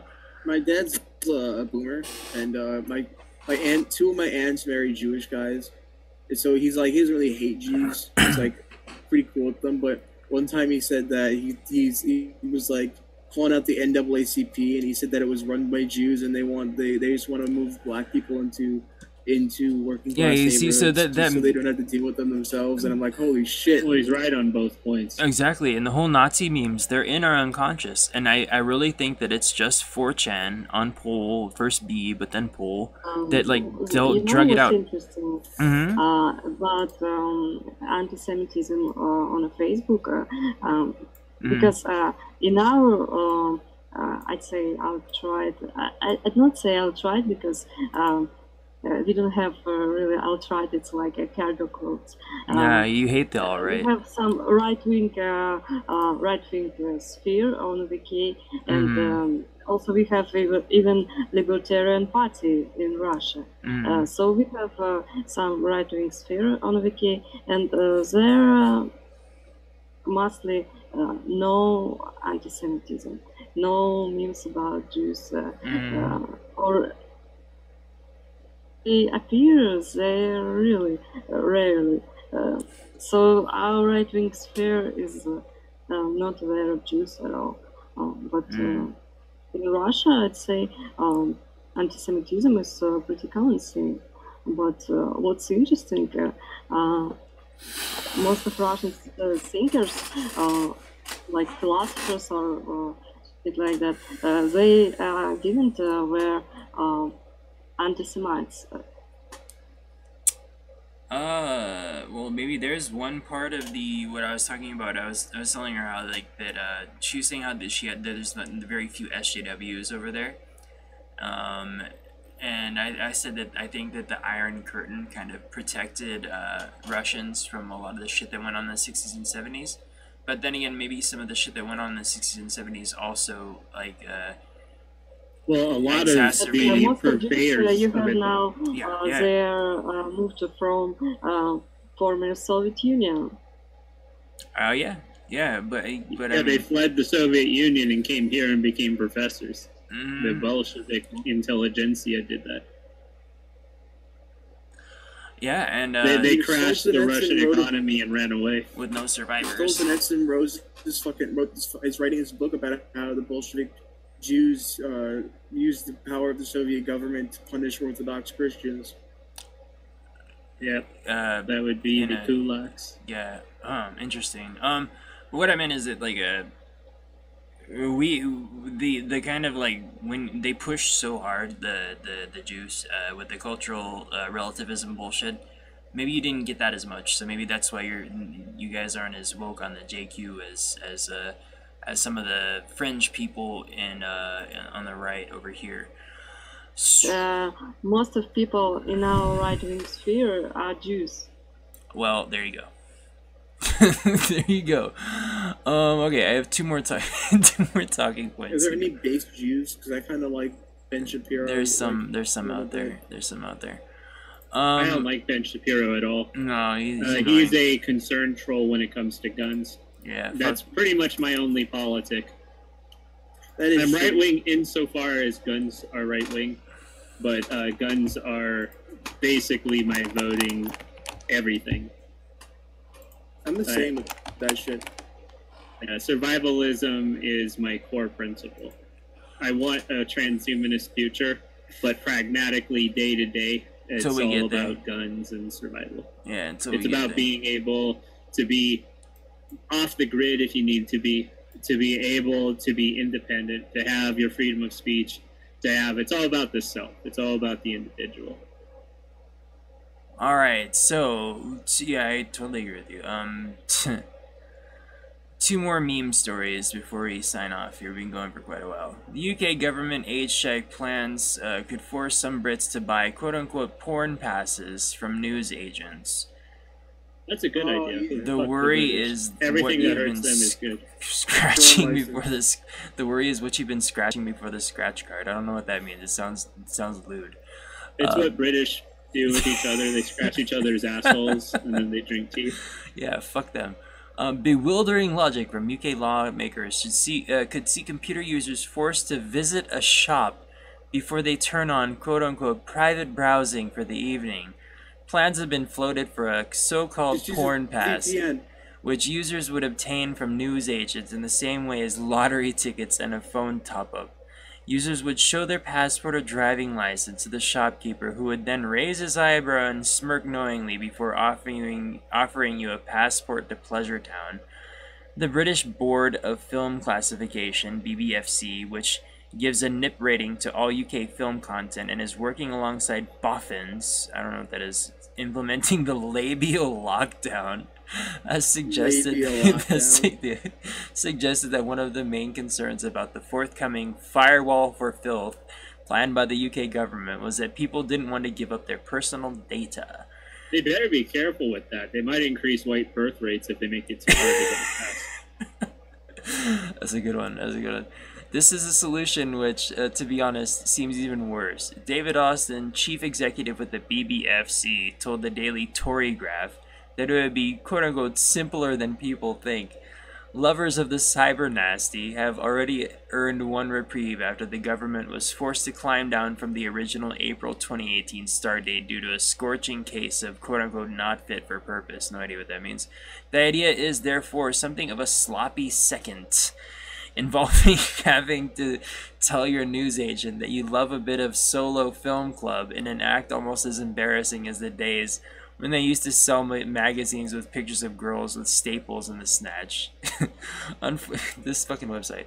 In reality, unfortunately, the chances of finding bits of computer equipment stuck to a hedge at the back of school sports field are unlikely.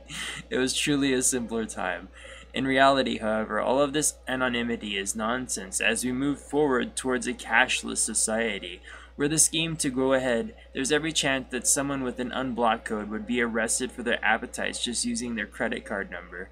Pornhub is already experimenting in this area with crypto payment for its premium rubbing station. This isn't an area likely to appeal to the government, who already know that if you can use Bitcoin, you can probably circumvent any ban anyway. In short, the whole idea has all the anonymity of Prism. Plus, of course, you'll be paying for the right to pay again for some sites. Wow. So I think it's a good idea. Yeah, they get create white birth rates. It's a good thing. Imagine being like British and like you're at home and fucking just like in your fucking room and just like about to rub one out and fucking What's gonna happen is that cop bursts there's through the gonna door be. and they're like, "Oi, mate, you got a license? You got a wanking license, mate?" Yeah, that's exactly what's going to happen. And it's going to create, unfortunately for the lefties there, it's going to create chads, basically, because they're going to be horny. They can't look at porn. So the only thing you can do then is go talk to the girl next door and bang her. Like, that's your only choice. That's basically you're going to revert to, like, the baby booms of, like, pre-porn Europe. Yeah. Like, at the beginning of, what's that Monty Python film where they're singing "Every Sperm is Precious" and there's like families with like 50 kids. Like that's what's gonna be what happens. That's pretty hilarious. I hope that does happen. Maybe it is a good thing. Ban porn and ban wanking in the British Isles. One thing that there's gonna be like poor houses filled with kids like sewing sweaters again. Oh my god, going right back to the fucking origin. One thing that you want to banning porn. I wonder if it'll actually go through. I don't know. Han Solo shitting in the fucking theaters. Yeah, it's fucked. China was said that a bad movie? Yeah, China. The Chinese basically said we don't want any more low IQ bullshit, and by that they mean SJW because it's the whole bides both insult. Um, so that's the first thing is before we even talk about the American market, you want to talk about the Chinese market because once the Chinese market's dead, then you know that you depend on the American market. So it's dead in the water in China. Forget China, forget France, forget Germany. It bombed in the overseas markets. Now for America. This is a Star Wars film. A Star Wars film that made $34 million on its opening.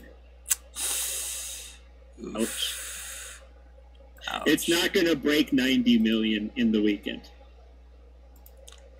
Yeah, well, that's what they get. I mean, it cost $350 million to release this film. Fucking assholes, man. They just do million profit from it. Maybe the market forces will dictate them actually stop cucking so hard. I don't know. And remember, they need $700 million to profit from it, even though it only cost them only $350 million, and they might make $90 million on the opening weekend total. That's not enough because the franchise cost them $4 billion. So they need to make something like $250 million a year on top of what the profit already is in order to recuperate their investment. At the moment, they're losing big time on this movie. And the big company with the left is asylum. Well, what's going to happen now is Disney's going to have to ask itself, is the SJW Kathleen Kennedy worth keeping around when she had... Remember, Star Wars is a franchise that always sells out on opening week. And before there was Fandango and online ticket sales, oh God, I remember that. It would be around the bin. And they'd be around the bin in every country where it was open, even in the Asian market. You know, Star Wars always had massive opening nights, even if it wasn't the most popular in the respective country.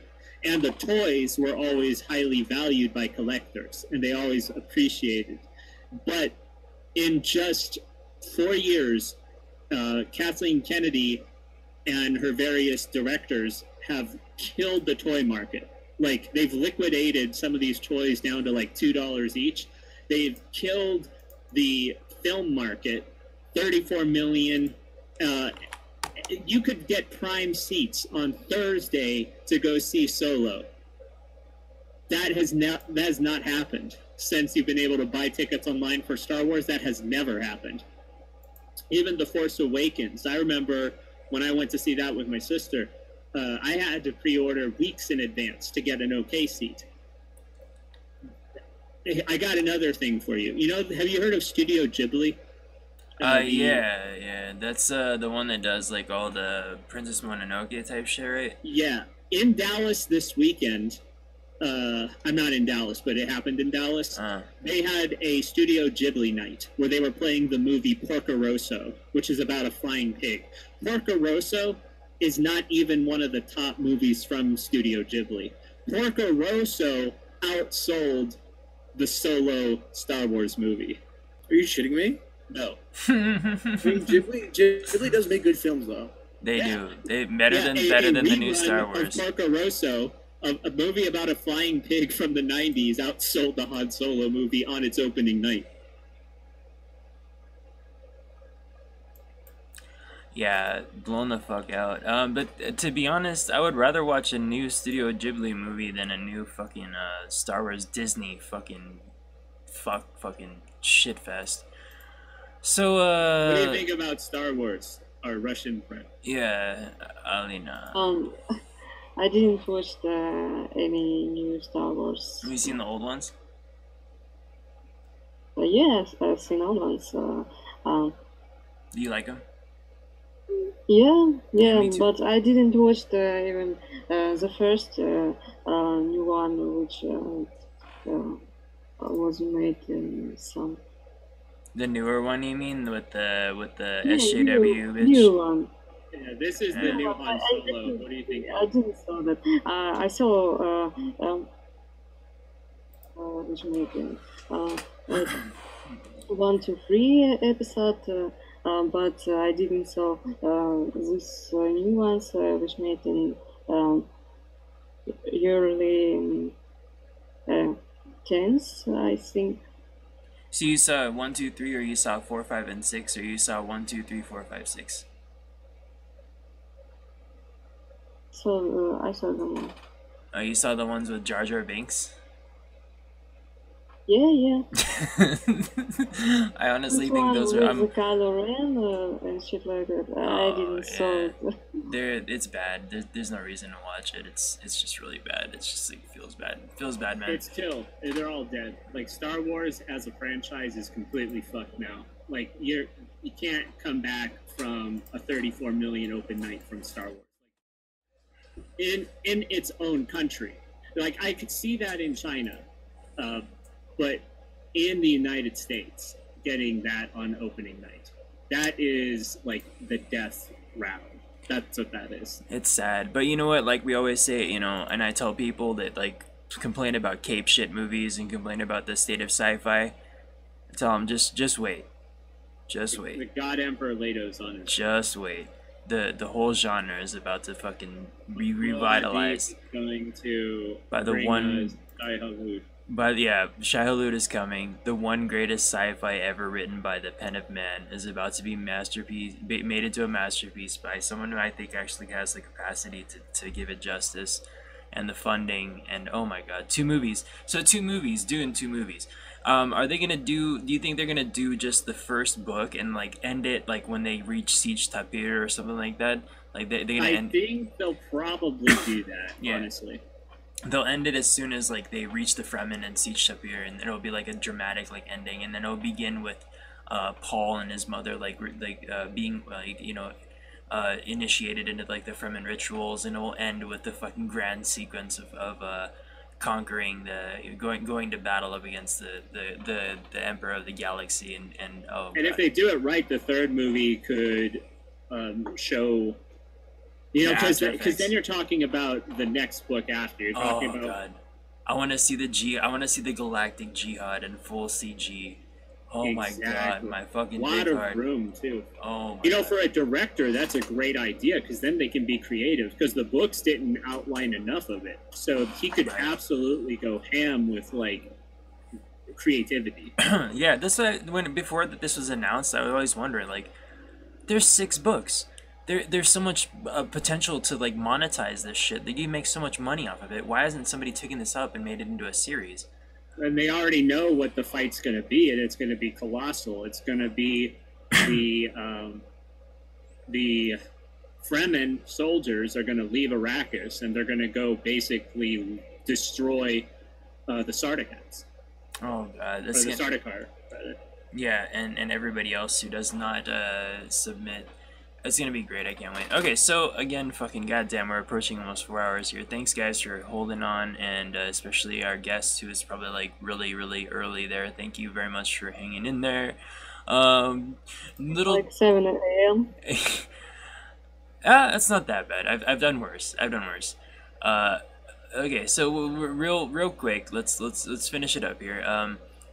Former inmates have told of the horror of being detained in China's indoctrination camps for Muslims, where they are physically and mentally tortured. Around 900,000 to 1 million Muslims are estimated to have been detained in such re-education camps in Chinese western province of Xinjiang, as Beijing tries to clamp down on potential separatist movements.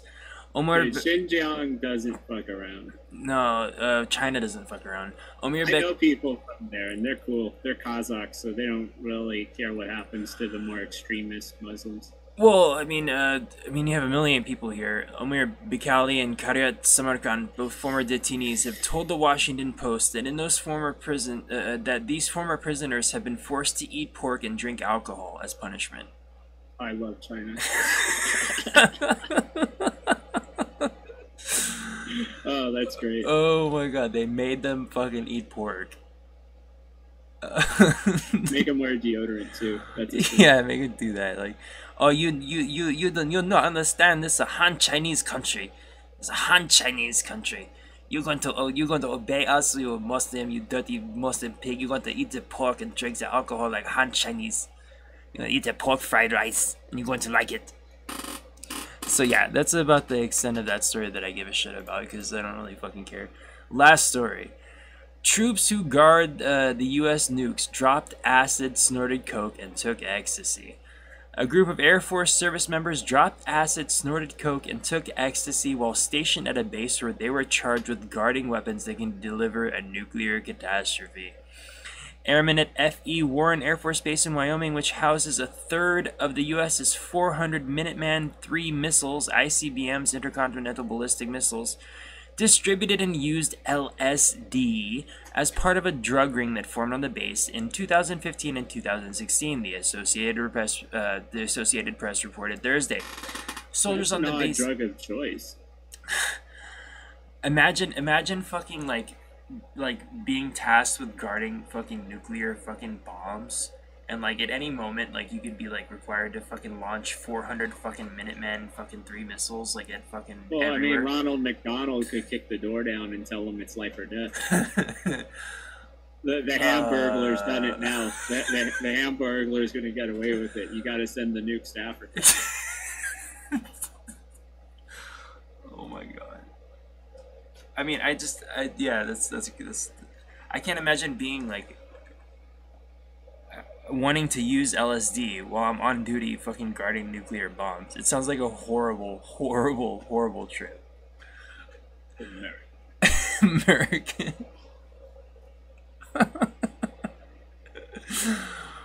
Here are some of the quotes from servicemen about LSD that they delivered to a military judge under oath. Quote unquote, I just loved altering my mind. Quote unquote, minutes felt like hours. Colors seemed more vibrant and clear. In general, I felt more alive. Quote unquote, I didn't know if I was going to die that night or not. Sounds like Apocalypse Today, if you saw Scorsese movie. Yeah? Which movie? Today. I haven't seen that one. Gallips the Day? Okay.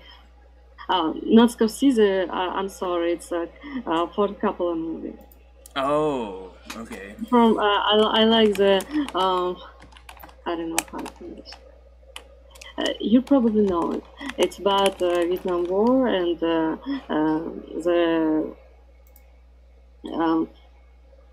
okay, you're talking about Full Metal Jacket or Apocalypse Now? It's not Full Metal Jacket. Apocalypse Is it Now? a comedy? It's also not no, it's not a comedy. I'll just look at it. Oh, I've seen every single fucking Vietnam movie. You have to be talking about Apocalypse Now. You probably know it. Eh? Huh, there's That'd be interesting if they like called them up while they're at their stations. Like, Donald Trump calls them. They're like, "Oh shit, it's Donald Trump." Shit. Bro, who wants to answer this? They're like thinking out loud on the phone with him. Good day, President, sir. Should, like one of them's laughing in the background. It's hard called in English. What's it called? Apocalypse Now. Yeah, you gotta be talking about Apocalypse Now. This is the best Vietnam War movie.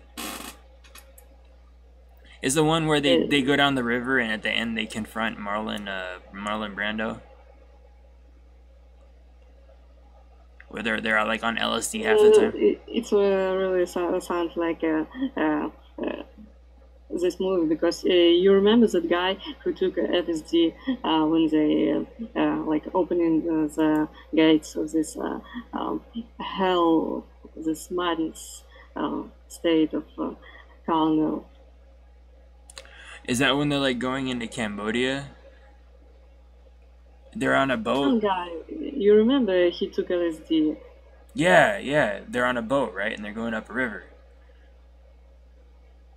No? And it was when they came into the gates, and there was some crazy people, some crazy Negro soldier who like came total tribal. Yeah, they're like going through a bunch of like tribal people like in boats, like in Cambodia. That's Apocalypse Now. I'm pretty sure that's what we're talking about. Yeah, the white kid, the blonde white kid. He like takes like a bunch of acid and he's like fucking like he like Freaking what? out. Yeah, he goes over like over the top of the trench like while there's a firefight and the captain's like fucking grabs him like what the fuck are you doing? He's like fucking like looking at all the colors and stuff and he's got like a cat like in his vest. I think that's Apocalypse Now. Oh my goodness. Well, it has been 3 hours and 43 minutes, and it's been an amazing podcast. I would like to thank all of my guests and our resident Russian spy for joining us. By the way, you're welcome back anytime that you'd like. We do it on Saturdays at 9 p.m. Eastern Standard Time. Yeah. Plus, we can collude with Russians this way. Yeah, it makes it easier to collude with Russia.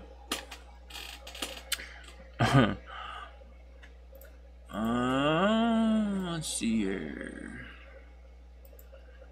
I'm gonna play some outro music, maybe. Oh, I think yeah. Alright, I'm gonna play some outro music and we're gonna end our podcast. This is Mandala episode 17 again. Thanks again to my wonderful co-host IXI and our guests Nicolo and Alina from the Russian Federation. And I'm Shaktipod Seer 2 signing off. We will see you next week at 6 p.m. PST, 9 p.m. EST. Good night.